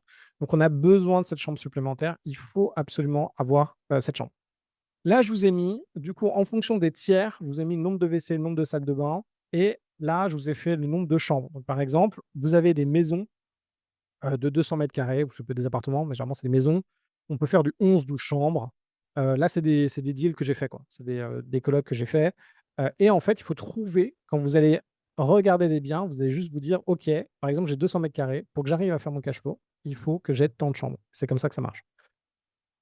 Et après, il faut trouver comment faire les chambres. Donc les chambres, ça peut se faire dans des salons peuvent, dans des maisons peuvent se découper en 3-4 chambres, ça m'est arrivé. Ça peut se faire, dans réaménager des chambres aux étages, donc attention aux murs porteurs et cetera, mais dans des vieilles maisons, souvent les chambres sont très grandes, mais en fait on les divise.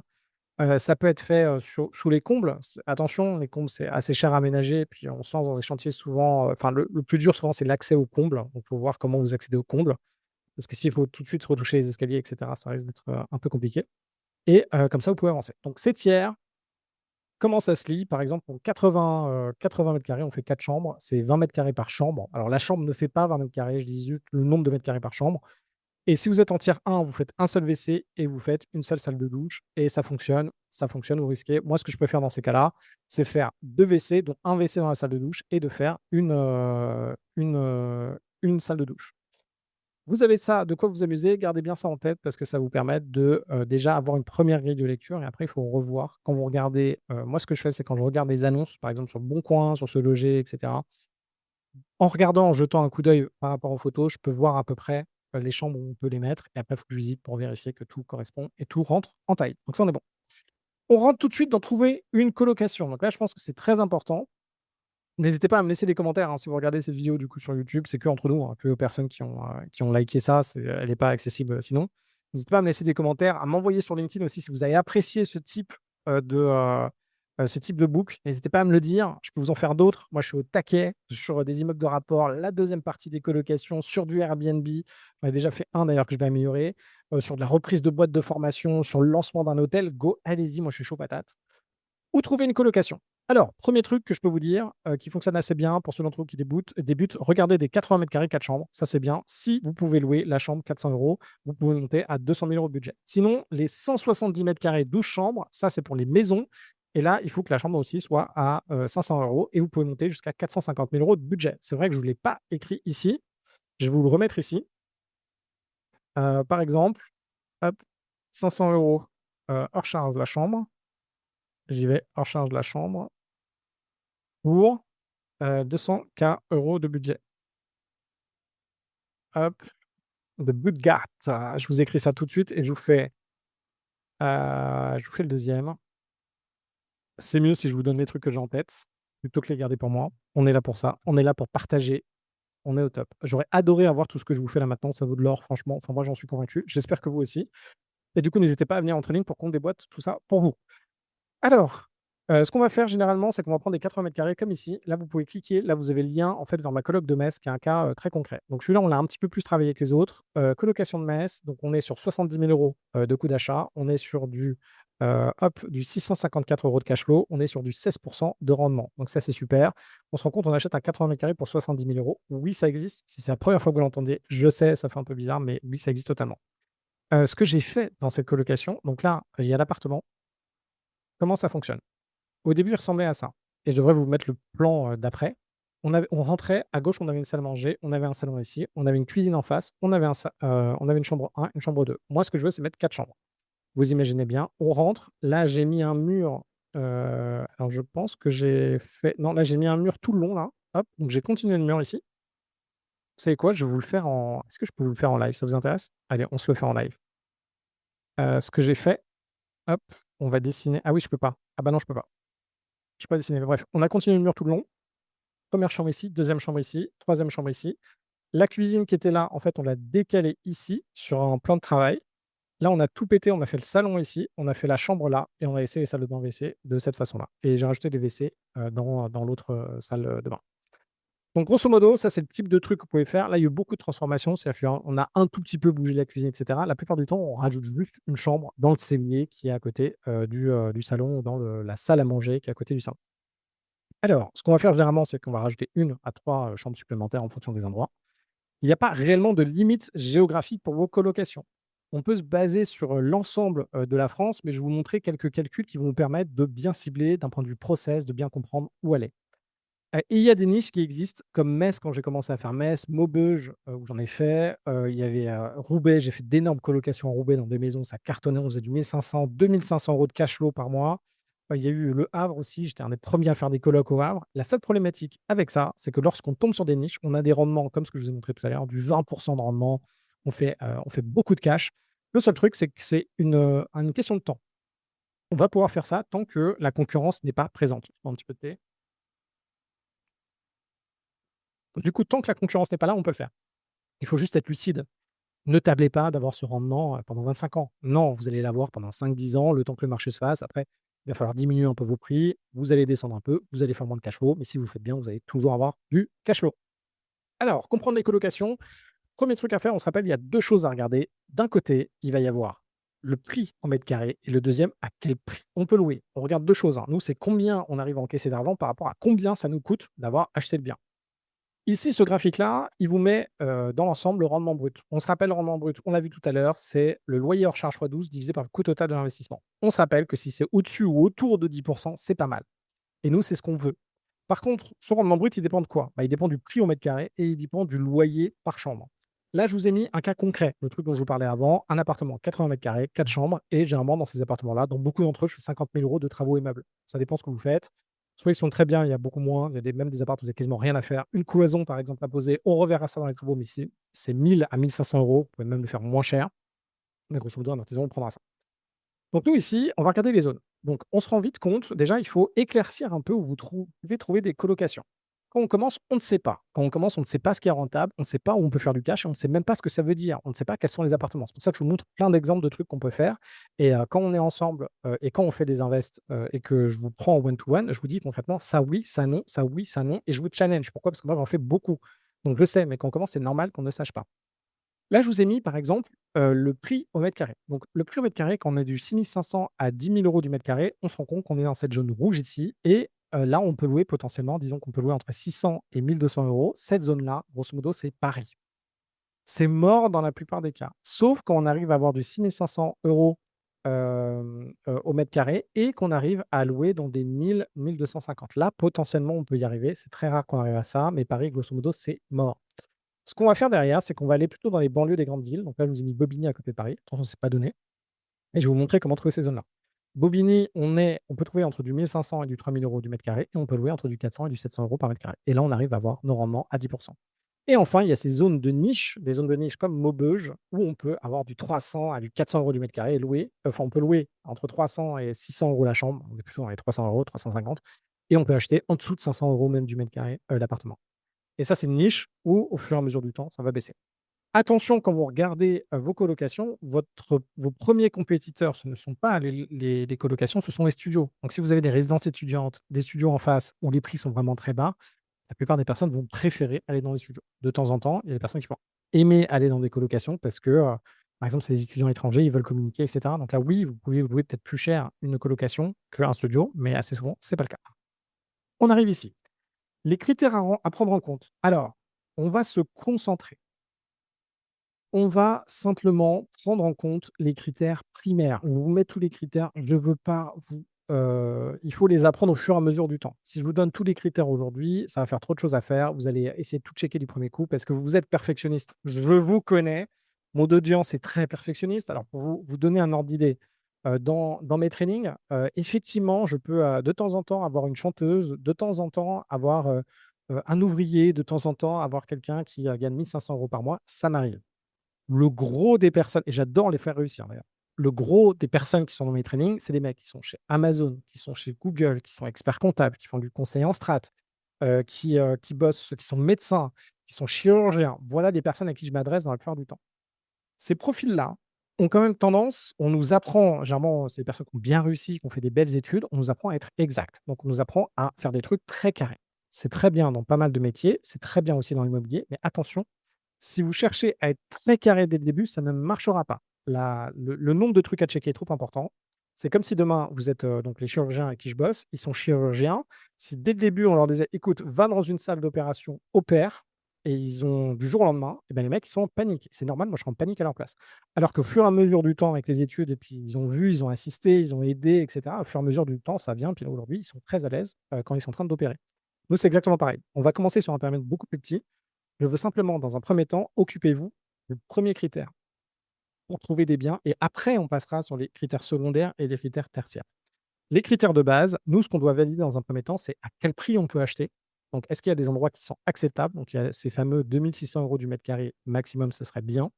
Et deuxièmement, c'est est-ce qu'on peut louer, à quel prix on peut louer une chambre et est-ce qu'on peut la louer bien, vite? Ces 3 critères, c'est la base. Du coup, nous, ce qu'on va voir derrière, c'est comment valider le prix au mètre carré. Comment vous allez pouvoir trouver des zones par rapport au prix au mètre carré. Donc, il y a 2 techniques et après, comment vous allez pouvoir valider le loyer par chambre et l'attention locative. Je vous donne les autres critères. Ils sont à valider une fois que vous avez trouvé votre zone. Trouvé votre zone, on va passer aux critères secondaires. Dans un des critères secondaires, il y a la législation du PLU. PLU, très simple, ça fait peur au début. Plan local d'urbanisme, ça fait peur à tout le monde. Grosso modo, pour tout le monde, moi je suis là pour vulgariser à fond avec vous. Vous êtes maire d'une ville. Ce que vous voulez, vous avez un budget. Disons que vous avez 10 millions d'euros par an. OK. Avec ce budget-là, vous devez gérer votre police, vos pompiers, c'est SimCity le truc, hein, ou City Builder ou je sais pas quoi, vos pompiers, vos bus, vos trains, pourquoi pas votre métro et cetera. Bon, Vous avez votre budget, il dépend de votre nombre d'habitants. Donc en fonction de votre nombre d'habitants, vous avez une densité, c'est-à-dire que vous avez une ville qui fait une certaine taille et vous avez un certain nombre, de personnes qui vont payer des taxes pour vous. En fonction de ça et puis des bureaux et cetera. En fonction de ça, vous avez votre budget. Donc 1 000 000 €, 10 millions d'euros, voilà. Disons que vous avez 10 millions d'euros de budget. Dans vos 10 millions d'euros de budget, vous n'avez pas le budget de mettre des lignes de bus à chaque endroit dans la ville. Ce qui fait que si une personne et vous avez une gare, une personne est à l'autre bout de votre ville, si la personne, elle a pas sa voiture, elle doit marcher 40 minutes pour aller à la gare. Vous n'avez pas de système de bus, donc elle ne peut pas le faire. Du coup, dans votre PLU, s'il y a des nouvelles constructions, vous savez que votre ville n'est pas équipée pour justement bien gérer le trafic, avec, des bus, avec, des trams et cetera. Donc vous allez demander à ceux qui vont construire des nouveaux logements, en fonction des personnes supplémentaires qui vont être rajoutées dans votre ville, d'avoir des places pour des voitures. C'est des places de parking. Ça va être la même chose si, par exemple, vous avez, des nouvelles constructions à un endroit, vous allez demander à ce qu'il y ait, vous allez devoir, par exemple, vous serez trop loin pour les pompiers, donc il va falloir ouvrir une nouvelle caserne et cetera. Vous devez gérer tout ça. Nous, dans notre problématique de colocation, en fonction des endroits, vous avez des zones donc à respecter. Par exemple, alors je ne vous l'ai même pas dit d'ailleurs, mais une chambre en France, ça doit avoir 9 mètres carrés minimum et avoir une fenêtre qui donne sur l'extérieur. Je ne l'ai pas dit, j'aurais dû vous dire ça au tout début parce que c'est un peu la base des colocations. Là, nous, notre enjeu, la problématique qu'on a avec le PLU, c'est, zut, si dans certaines villes, en fait, ils ne comprennent pas le concept des colocations. Donc ils vont se dire: «Ah mais vous avez combien de personnes qui habitent chez vous?» Soit vous avez une famille qui est normalement constituée, il y a le père qui a la voiture, la mère qui a la voiture potentiellement, mais c'est tout. Donc peut-être 2 places de parking, voire une, ça suffit. Par contre, nous, quand on fait des colocations, c'est des personnes qui ont rien à voir entre elles et du coup, ils vont dire: «Ah bah non, mais il faut une place de parking par membre qui habite dans votre logement». Donc attention, il y a cette problématique-là de DP de PLU. Ce qui peut se passer, donc dans certaines zones, vous faites vos divisions, personne remarque, ça fonctionne très bien, il y en a plein qui marchent bien. Dans d'autres zones, vous faites dénoncer par les voisins parce qu'ils ne sont pas d'accord ou vous faites, à un moment, la mairie, se donne le droit de faire un permis de louer, ce qui est, bien d'un côté, mais une connerie absolue parce qu'ils ont pas de niveau pour faire ça et vont venir chez vous dire: «Ah non, vous n'avez pas le droit de le faire» et vous interdire d'exploiter votre logement et ne vont pas vous donner un permis de louer. Donc attention à ces parties-là. Règles de copropriété. Dans certaines copropriétés, il y a des règles comme quoi ils indiquent que vous n'avez pas le droit de faire des, colocations. Bon, grosso modo, oui et non, je comprends l'idée. Pourquoi? Parce que potentiellement, vous allez avoir plus de chambres, il va y avoir plus, vous allez détériorer plus les cages d'escalier et cetera. Là, c'est à vous de voir. Moi, dans certains cas, en fait, dans les copropriétés, pour vous, forcer, alors si quelque chose est très bien opéré, par exemple, quelqu'un qui ne paye pas ses charges de copropriété, en 1 an, 2 ans, on peut l'expulser. C'est très, très bien opéré. Moi, il y a beaucoup de copropriétés où je vois en 5 à 10 ans, les mecs sont pas expulsés. Donc bon, vous voyez un peu le truc et vous, vous êtes là avec une coloc. Si vous faites une coloc plutôt haut de gamme ou plutôt, tiers 2, un truc bien, les gens vous diront rien, les gens seront contents. Si vos gars font pas la teuf et que vous les sélectionnez bien, ça passera. Donc après, c'est plutôt à vous. En fait, les règles sont faites, c'est un peu comme avec l'État français, hein, d'ailleurs, il y a tellement de règles qui sont à respecter dans l'État que finalement vous êtes forcément coupable. Donc là, je vous informe aujourd'hui qu'il y a forcément des trucs que vous ne respectez pas. Ils sont illégales, quoi, soit chez vous en termes d'électricité, soit en termes de ventilation, soit en termes de il y a bref, je suis sûr que vous êtes, coupable de quelque chose et c'est terrible parce qu'en fait, on crée un système qui est trop compliqué pour qu'on respecte tout. Donc là, c'est ce type de règle de temps en temps. On sait qu'on peut se faire, un peu contrôler, mais si on est un peu à la française, quoi. Donc c'est ça, il y a plein de règles, puis si on fait un truc à peu près correct, ça se défend et cetera.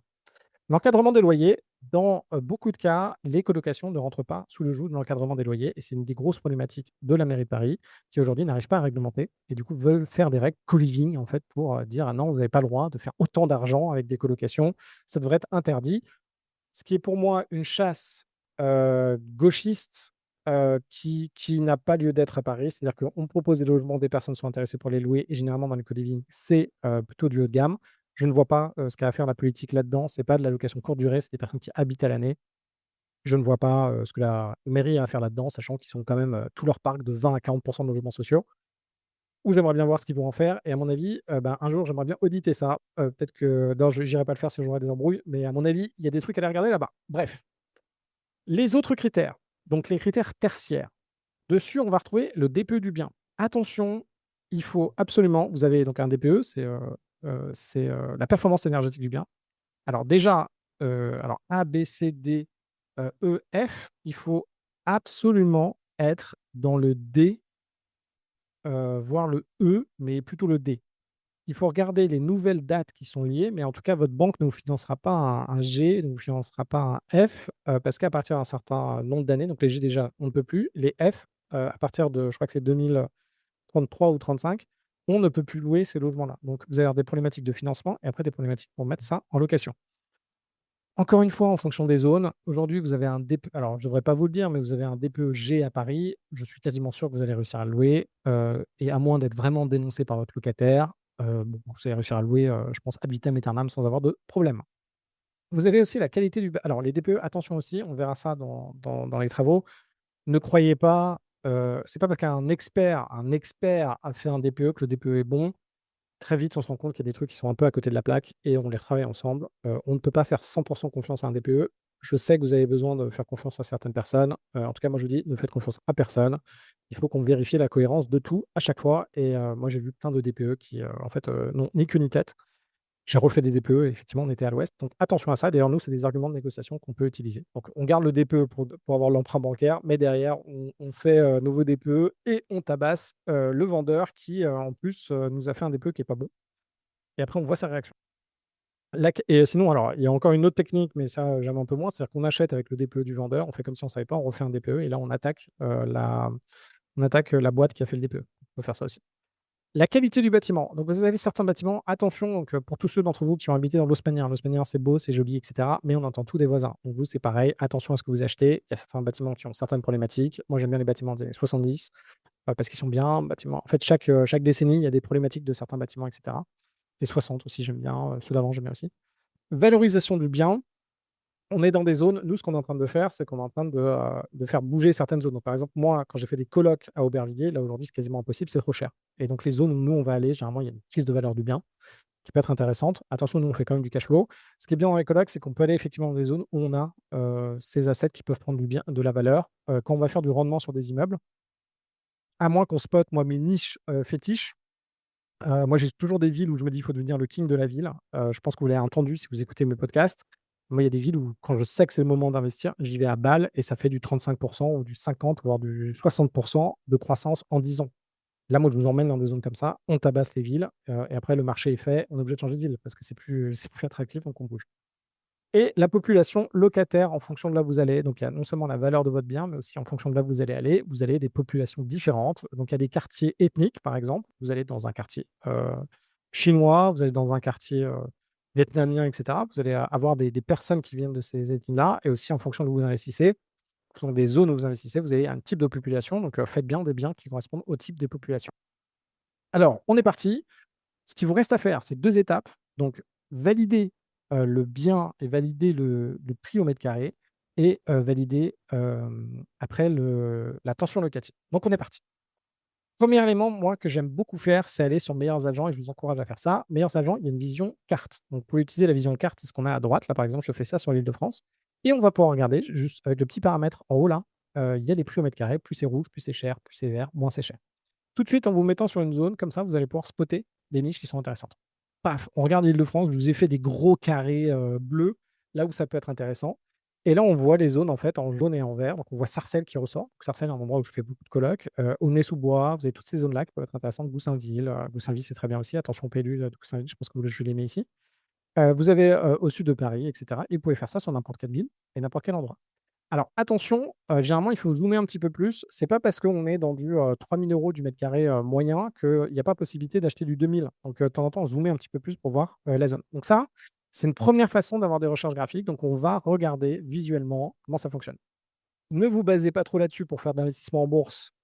J'y crois pas trop sur l'analyse vraiment graphique, mais en tout cas sur l'analyse graphique, enfin ça dépend ce que vous faites, mais en tout cas sur l'analyse graphique de l'immobilier, ça marche très, très bien. On se rappelle. D'ailleurs, j'aimerais bien vous prendre cette carte-là en photo, d'année en année pour vous montrer les évolutions. Nous, on tape sur le fait que des zones deviennent vraiment très chères et progressivement, on va avoir de la gentrification qui va, évoluer et ça va bouger. Vous aussi Argenteuil qui est une bonne zone aussi si vous voulez y aller. Deuxième élément, on va faire des analyses par offre. Alors ça, moi, je vous encourage à le faire et le faire très vite. Donc là, par exemple, ce qu'on va faire, on va directement aller sur le Bon Coin. Là, on peut combiner les 2. On a vu que Sarcelles, c'était intéressant. On va faire une recherche, on va mettre Sarcelles ici, on va mettre juste 5 kilomètres parce que si on met plus que 5 kilomètres, on va avoir, trop long et on sait que nous, ce qu'on veut, c'est des, 80 carrés dans les 200 000 €. Du coup, on peut mettre une recherche, de 150 000 € pour, 60 carrés. Comme ça, on va classer par ordre du moins au plus cher. Et on va voir ce qui tombe et on peut même mettre alors attention parce que sur le Bon Coin, on ne peut pas mettre le nombre de mètres carrés, donc on peut mettre du 200 000 € ou du 180 000 € et on voit ce qui sort. Là, non seulement on va voir ce qui va sortir à Sarcelles qui peut être intéressant, donc est-ce qu'on trouve notre fameux 80 mètres carrés dans cette zone de prix-là? Et en plus, on va voir les zones à côté parce qu'on a mis 5 kilomètres de rayon. Et si vous voulez faire, vous pouvez augmenter le rayon. Donc, pour, Paris, c'est un peu compliqué, mais si vous remontez dans le nord, vous mettez un rayon plus long, donc de 20-30 kilomètres, par exemple même 100 kilomètres dans certaines zones si vous cherchez plutôt des immeubles, même des colocs. Et en mettant tout ça, vous allez tomber en fait sur des immeubles, vous allez voir des immeubles ou des appartements qui ressortent et qui vous semblent intéressants sur le nombre de mètres carrés, sur à quoi ça ressemble et cetera, et c'est comme ça que vous allez pouvoir spotter d'autres zones. Donc ça, c'est top. En faisant du coup cette méthode de carte et cette méthode sur le bon coin, vous allez avoir simplement, des biens qui vont sortir et qui vont correspondre à vos critères. Vous n'avez plus qu'à les analyser. Voilà comment on trouve des biens intéressants. Une fois qu'on a fait ça, on se rappelle, on a validé du coup le prix au mètre carré, on a défini des zones. Donc là, vous pouvez faire ça autour de toutes les grandes villes, de France, toutes les banlieues des grandes villes de France, et vous pouvez spotter, vous pouvez aller sur le top, 100 des villes de France pour pouvoir tester, hein, pourquoi pas. Ce qu'on va faire derrière, c'est qu'on va faire des fausses annonces. Là, ce qu'on doit valider, c'est la tension locative, donc le loyer et la tension locative. La tension locative, ça va être le nombre de personnes qui vont postuler à vos offres, et votre offre, elle correspond à quoi? À quelque chose, à un asset, donc quelque chose qui ressemble à ça, là, ce que je vous ai mis ici, des photos, une description, et aussi ça va correspondre à un loyer. Donc nous, ce qu'on va faire, c'est qu'on va aller choper des photos d'annonces, de colocs qui fonctionnent bien. Soit vous en avez déjà, soit vous allez ici sur colocataire.com, qui ont des très belles colocs. Vous prenez ces photos-là, vous les copiez, vous faites une fausse annonce et vous mettez le prix auquel vous voulez tester. Donc là, moi, j'ai mis des prix, par exemple, là, je suis à Aulnay-sous-Bois, je crois, j'ai mis des prix à 650 € parce que je voulais tester, des prix très agressifs, très hauts, pour voir le positionnement que je pouvais avoir. Et ce qu'on va regarder, c'est le nombre de personnes qui répondent à ces annonces et aussi la qualité des dossiers. Donc là, si vous avez une demande par semaine, c'est très hard. Attention, je pense que vous allez réussir à remplir votre colloque, mais ça va être galère. Donc il va falloir, attendre, vous allez peut-être avoir du 10-20 de taux de vacances, ça dépend comment ça fonctionne. Vous pouvez aussi en avoir zéro si ça tourne bien au bout d'un moment. Ça dépend comment vous la gérez. Si vous avez 3 demandes par semaine, c'est OK, mais c'est faible. Donc c'est un peu chiant, mais vous allez y arriver. Si vous avez 10 demandes par jour, c'est très bon. Donc là, c'est top. Île-de-France, vous avez ça, il y a plein de zones où vous avez du 10 demandes par jour.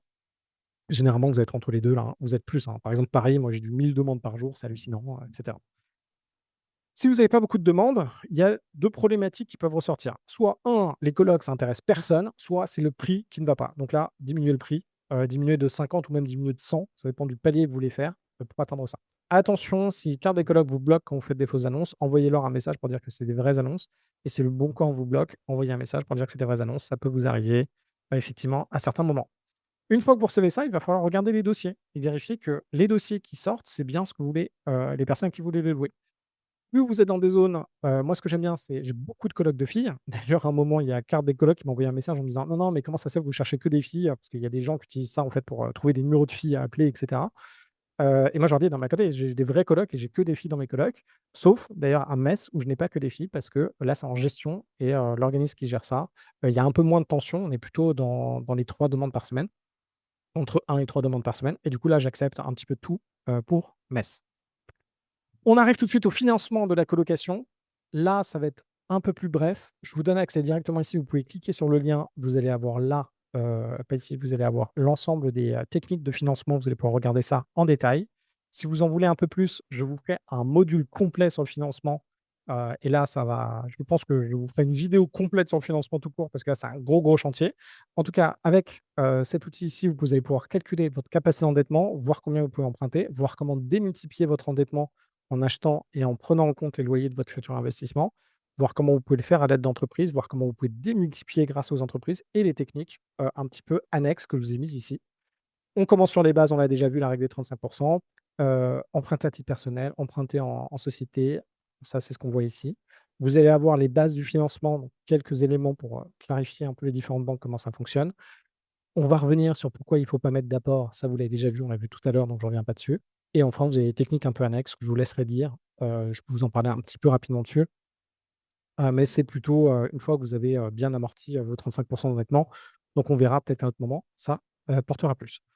Encore une fois, moi, je vous encourage à venir pour qu'on, dégomme vos projets ensemble. Si vous voulez monter, vous imaginez bien que quand je vous emmène jusqu'à du 5 millions d'euros de dette, bah, c'est qu'il y a d'autres techniques qui existent. Oui, j'ai bossé avec des directeurs d'agence, avec des personnes qui font les calculs, des endettements dans les banques.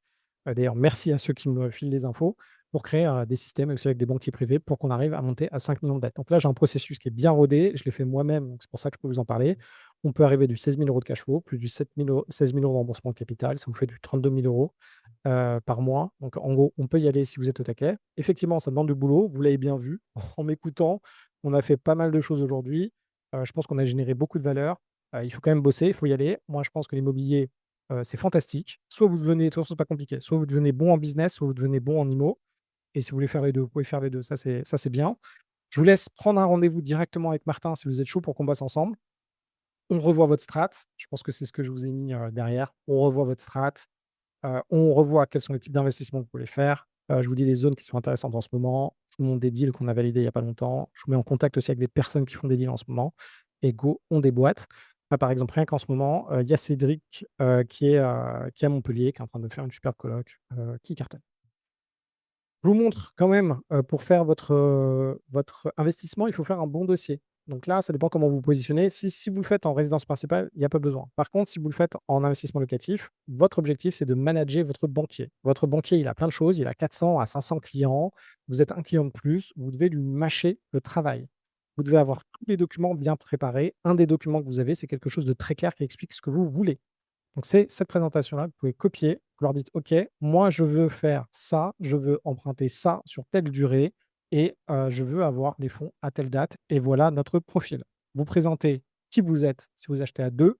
Vous mettez vos coordonnées, vous mettez quel est votre salaire net avant impôt sur le revenu, vous mettez combien vous avez de cash, vous mettez votre endettement, vous mettez si vous avez des enfants et vous mettez si vous êtes propriétaire de votre résidence principale. Vous montrez votre évolution personnelle pour montrer que vous avez avancé, que vous êtes des gens de bien et où on peut avoir confiance. Vous avez progressé progressivement. La personne, votre banquier, va aimer ça. Il va se dire: «Oui, c'est des mecs bien, ils sont organisés, ils m'ont fait une belle presse, qui marche bien et en plus, c'est des gars solides qui ont envie d'avancer dans la vie. Je ne vais pas me retrouver à devoir, contacter le service pour récupérer la thune». Vous faites votre fichier de situation patrimoniale où vous mettez en gros donc actif, passif. Actif, c'est tout l'argent que vous avez. Passif, c'est toutes les dettes. Actif, vous mettez tous vos comptes titres, votre PE, votre PEA, et cetera. Vous faites la somme de tout ça. Vous pouvez mettre vos cryptos si vous voulez, mais les cryptos ne seront pas prises en compte. Attention avec ça, avant je ne les mettais pas. Maintenant, on peut les mettre un peu plus. De l'autre côté, en passif, vous mettez vos crédits conso. Donc, généralement, ça va être pour vos études, ça va être pour votre voiture, ou pour des choses que vous avez fait des crédits conso. Dans pas mal de cas, on essaie de solder très vite les crédits conso parce que c'est un énorme impact en réalité. On ne veut pas solder les longs crédits, mais les crédits conso, on veut les solder. Après ici, vous mettez simplement ce que vous avez déjà acheté. Peut-être que vous avez plusieurs appartements avec les crédits qui sont en face et vous mettez votre résidence principale secondaire avec les crédits qui sont en face pour qu'on ait une situation patrimoniale déjà faite. Vous présentez le dossier. Donc là, par exemple, c'est un focus sur la ville de Metz. Si vous allez voir votre banque, vous mettez les chiffres, vous mettez ce que vous allez faire, vous mettez où c'est, vous mettez les photos, le plan, vous mettez ce que vous allez faire derrière et vous mettez après les calculs qu'on a vus tout à l'heure pour que le banquier se dise: «Ah ouais, le mec, il maîtrise, c'est top». Ce qui va manquer ici, il faut mettre, comme quoi vous avez testé avec des fausses annonces et c'est bon, il y a de l'attraction dans le coin et vous remettez vos coordonnées et go, c'est parti. Faites ça, c'est fantastique. Préparez aussi votre dossier. Sur le financement, je vous ferai, sûrement une vidéo, plus longue, pour vous redonner, tout le détail, tous les documents et cetera. En tout cas, ça, c'est déjà très bien.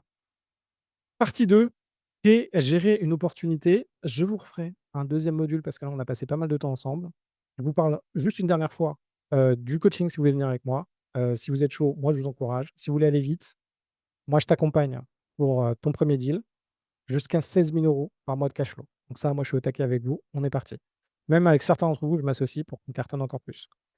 J'ai accompagné plus de 700 personnes à faire plus de 600 € par mois. Donc on va avoir du Mehdi, du Jean-Baptiste, du Loïc, du Martin que vous allez pouvoir appeler, du Justine, du Nicolas qui bossait chez Chanel, qui maintenant ne travaille plus chez Chanel et d'autres personnes dont je ne peux pas vous montrer, mais qui sont beaucoup chez Google, Facebook et cetera ou des médecins ou votre médecin même et cetera. Qu'est-ce qu'on a fait? Par exemple, Martin, qui est maintenant mon associé, il est venu me voir, il gagnait 5 000 € à 2 en couple, par mois. Il m'a contacté, il travaillait chez EY en transaction. Il m'a dit: «Écoute Victor, moi j'en peux plus, j'ai mal à la nuque, je suis au bout de ma vie», on va le revoir juste après. «J'ai besoin de quelque chose». D'ailleurs, il m'a contacté parce que Justine, sa femme, m'a vu, a lu un article dans Le Monde où j'étais dedans. Elle a dit: «Écoute Martin, appelle ce mec, je pense que ça va bien fitter avec toi». Ce qu'on a fait, on s'est mis ensemble, on a cartonné en 6 mois 2 500 € de cash flow, c'était son objectif et après il a pu quitter EY et d'ailleurs on a monté une boîte ensemble qui s'appelle, Carespool, qui est une boîte de CSM qu'il a montée d'ailleurs avec, Justine. Sébastien, lui, directeur conseil dans le textile, dans un grand groupe, il gagne, dans un grand groupe, dans un Big Four, il gagne 8 000 € par mois, il gagne 8 000 € par mois, mais lui, son kiff, c'était de geeker, de créer des petits projets et de faire un tour du monde avec 4 000 € par mois. Il est venu me voir, il me dit: «Victor, est-ce qu'on peut faire ça?» En 6 mois, 4 600 € de cash flow, beaucoup d'immeubles dans le nord de la France, on a cartonné.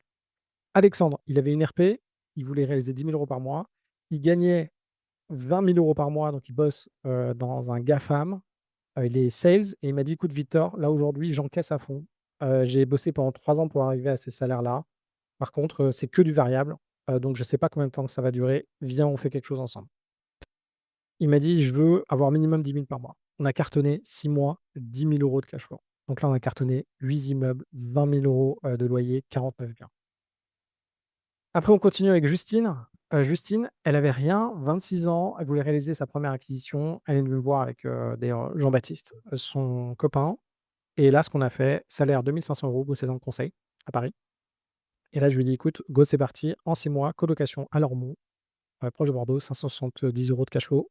Puis à l'étrier, elle a pu continuer par la suite. Benoît, il avait déjà sa RP, il avait fait son premier investissement locatif, 3 000 € par mois, mais il voulait faire son premier investissement locatif, il voulait travailler dans les cryptos. Il dit: «Écoute, go, on utilise ton salaire, on fait une opération». On a sorti une coloc à côté d'Île-de-France, à côté d'Orly, 560 € de cash flow. On a cartonné, ça nous a pris un petit peu plus de temps que prévu. Christophe, RP et investissement locatif, il voulait réaliser 10 000 € par mois. Il gagnait 10 000 € par mois en couple, 46 ans. Et on s'est mis au travail en 6 mois, 1 200 € de plus de cash flow avec une petite ville bien déterminée, avec une nouvelle école, avec, et là, on est en train d'en refaire plein, dans la zone. Si ça te tente de venir, voilà ce que tu vas avoir. Déjà, tu auras des vidéos comme celle-ci, mais beaucoup plus détaillées, où on refait les calculs ensemble. Je te remonte les éléments, et cetera. Je te donne les zones où investir, les calculs, les règles pour que tu puisses retravailler, les réécouter, avancer. Il y a aussi tout un training sur la dette. Enfin bref, tu as plein de trainings en ligne qui sont bien faits. Tu as un meeting hebdomadaire où tu es avec des personnes qui sont dans des groupes différents et d'ailleurs des personnes avec qui je vais te mettre aussi en relation. C'est-à-dire que je te fais des introductions. Par exemple, si tu veux investir à Dijon, je t'introduis à Dijon, où on a fait des super colocs, on a fait du Airbnb, et cetera. Donc échange chaque semaine avec un groupe, comme ça te permet de te donner l'énergie de catch-up. On a des groupes, WhatsApp, on s'envoie vachement d'énergie. Tu as les outils, les templates. Donc là, je te mets à jour des outils avec, les travaux, des outils avec, simulateur de fiscalité, les rentas, les dossiers bancaires que je peux te montrer ici, et cetera. Tu as accès à la communauté d'investisseurs. En fonction, donc c'est un peu ce que je te disais, en fonction de là où tu vas.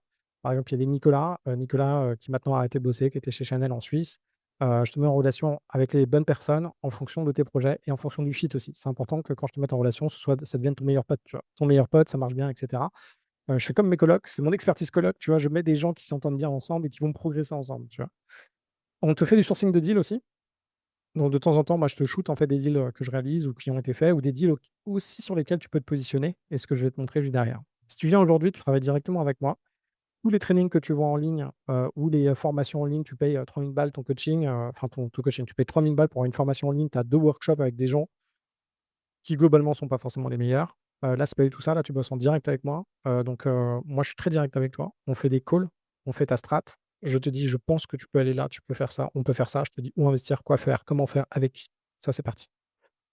One to one ensemble, déjà visio, tu viens aujourd'hui, on s'appelle, on fait ta strat. On voit où tu en es, ce que tu fais, tes enfants, ton divorce, ton argent. On voit où tu veux aller. Je vois si la strat IMO, c'est la bonne pour toi et on clarifie comment on fait, quel type d'investissement on fait, combien on en achète, tous les combien et comment on structure d'un point de vue bancaire. Premier truc. Deuxième truc, déjà dans la première réunion aussi, on valide des deals. Mon objectif, c'est première réunion, tu viens, on valide, on trouve des biens, tu vas visiter pour faire des offres. Voilà, c'est 1 heure qu'on passe ensemble, mais au taquet du taquet. Tu vois, moi, je suis tout au taquet. Hop, on est parti. Deuxième visio, normalement, on revalide des deals que tu as visités. On revalide des choses qui ne sont pas claires chez toi pour vérifier que tu es bien en track, que tu sais bien faire les bons calculs, que les bons réflexes sont chez toi. Donc, moi, je m'assure que tu as les bons réflexes d'un point de vue investisseur et que tu vas dans la bonne direction. Troisième visio, normalement, on revalide des offres, on refait des négos et go, c'est parti. Une fois que tu as fait ces trois choses-là, normalement, ton bien, il est acheté. Ça peut être en 1 semaine, ça peut être en 4 mois, ça peut être en un peu plus parce qu'en fonction des aléas de la vie. Mais normalement, rien que ces éléments-là, tu es au taquet, c'est bon, c'est investi. Tu as accès du coup à des deals qu'on source. Donc là, j'essaie de sourcer de plus en plus de deals ou les fires sourcent des deals. Et d'ailleurs, tu peux devenir aussi apporteur d'affaires dans le programme. Et on source, donc on en fait beaucoup à Roubaix, on en fait dans le Nord, Valenciennes, on en fait à Bobigny, on en fait un peu partout, des deals. On en fait aussi dans le sud. Tu rejoins une vraie équipe, c'est-à-dire qu'une fois que tu es dedans, mon objectif, c'est finalement parmi, ceux d'entre vous, c'est que moi je vous fais gagner de l'argent, je vous fais devenir bon en IMO et de l'autre côté, moi ce que j'aime bien, c'est qu'il y en ait en fait, il y en a sûrement un d'entre vous avec qui je vais créer une boîte, on va cartonner ou reprendre des boîtes et il y en a sûrement 2 ou 3 d'entre vous avec qui on va faire du business, on va revendre des deals, on va faire, de la com et cetera. C'est ça mon véritable objectif, c'est que vous cartonniez et que ceux avec qui on fit, mais vraiment on fit vraiment bien, on continue à avancer ensemble. Il y a Martin qui était à votre place il y a 2 ans, il habitait dans le nord sous la pluie et je vous ai déjà raconté son histoire. Il a fini par bosser chez EY. Il avait, mal au cou à force du stress. Il était bloqué dans sa vie. Il se dit: «OK, je veux autre chose». Il voulait créer sa boîte avec, sa femme Justine. Il est venu, on a réglé sa problématique de cash flow et après directement, bam! Il a pu quitter son taf, créer une boîte et là maintenant ça cartonne pour lui et c'est avec lui que tu peux faire, ton appel pour lui poser toutes les questions. Il me connaît du coup depuis, plus de 2 ans, il sait que ça marche bien. Il pourra te faire, l'état des lieux de où tu en es et est-ce que c'est vraiment pour toi. Si tu viens, c'est 3 000 €. Franchement, c'est gratos. Le prix va changer. Je vais changer, très vite, donc maintenant positionne-toi. Ce ne sera plus le même. 3 000 € pour l'année, donc ça dure 1 an de programme. 4 000 € si tu viens en CPF. C'est maintenant qu'il faut le faire. Profites-en, cartonne, je compte sur toi. Tout de suite, tu peux cliquer, donc tu cliques ici et tu prends un rendez-vous, avec Martin. Il a des disponibilités, donc là, on est le 5 novembre aujourd'hui où je fais la vidéo et tu cliques ici, hop, tu peux prendre, des rendez-vous directement. Il a quelques places demain, donc en tout cas, vas-y. Moi, je t'attends, le plus tôt tu commences, le plus tôt c'est parti. Go, n'hésite pas. Si tu hésites à avancer, c'est que tu as des blocages. Moi, j'ai des blocages comme toi. J'essaie à chaque fois de faire le pas supplémentaire que je peux faire aujourd'hui pour avancer. Là, tu es entre de bonnes mains. Franchement, tu as pas mieux que moi pour te faire avancer dans l'IMO. La plupart des, enfin, je n'ai pas trouvé quelqu'un qui, kill vraiment plus que moi l'IMO. En tout cas sur mon périmètre. Je pense que je suis un des meilleurs. J'accompagne beaucoup de personnes. Pour être bon, c'est pas compliqué, je fais 6 heures de coaching par jour. À force de faire des coachings, je progresse. Je sais comment amener la plupart d'entre vous au résultat. Les autres, ils le font pas. Les autres, ils sont bons en marketing. Moi, je suis pas le meilleur en market, mais en tout cas, je suis très bon pour te faire, dégommer des deals, pour te faire avancer, te faire franchir des étapes mentalement de ton premier deal jusqu'à passer le cap des 1 000 000, jusqu'à monter à du 5 millions. Encore l'autre jour, Florent qui, était, il y a 1 an et 2 ans même avec moi, aujourd'hui m'a renvoyé un message en me disant qu'il a acheté une ouvrière automatique. Il s'est fait 640 000 € pour un nouvel immeuble dans le sud de la France à côté de Nîmes. C'est ça que je veux. Moi, je veux vous emmener à d'autres endroits. Venez, franchement, faites confiance au process, bossez. Vous avez vu, moi, je bosse pas mal. Bossez aussi et on va atteindre vos objectifs et franchement, ça va changer votre vie. De comprendre que 10 000 €, bah, finalement, ça va, 100 000 € ça va, de comprendre que vous allez pouvoir arriver jusqu'à 1 million d'euros. Comprendre que vous allez gagner 500 € de plus par mois, 1 000 € de plus par mois, voire 10 000 € de plus par mois, voire 30 000 € de plus par mois. Tout ça, ça va changer votre vie. Moi, je vous attends. On est au taquet. On fait aussi ça pour se marrer. Moi, j'aime bien me marrer. J'adore me marrer avec vous. On est parti. Je vous dis à très vite. Prenez un rendez-vous tout de suite avec Martin et on se retrouve du coup, ben, directement la semaine prochaine et on fait notre call strat. Go, c'est parti.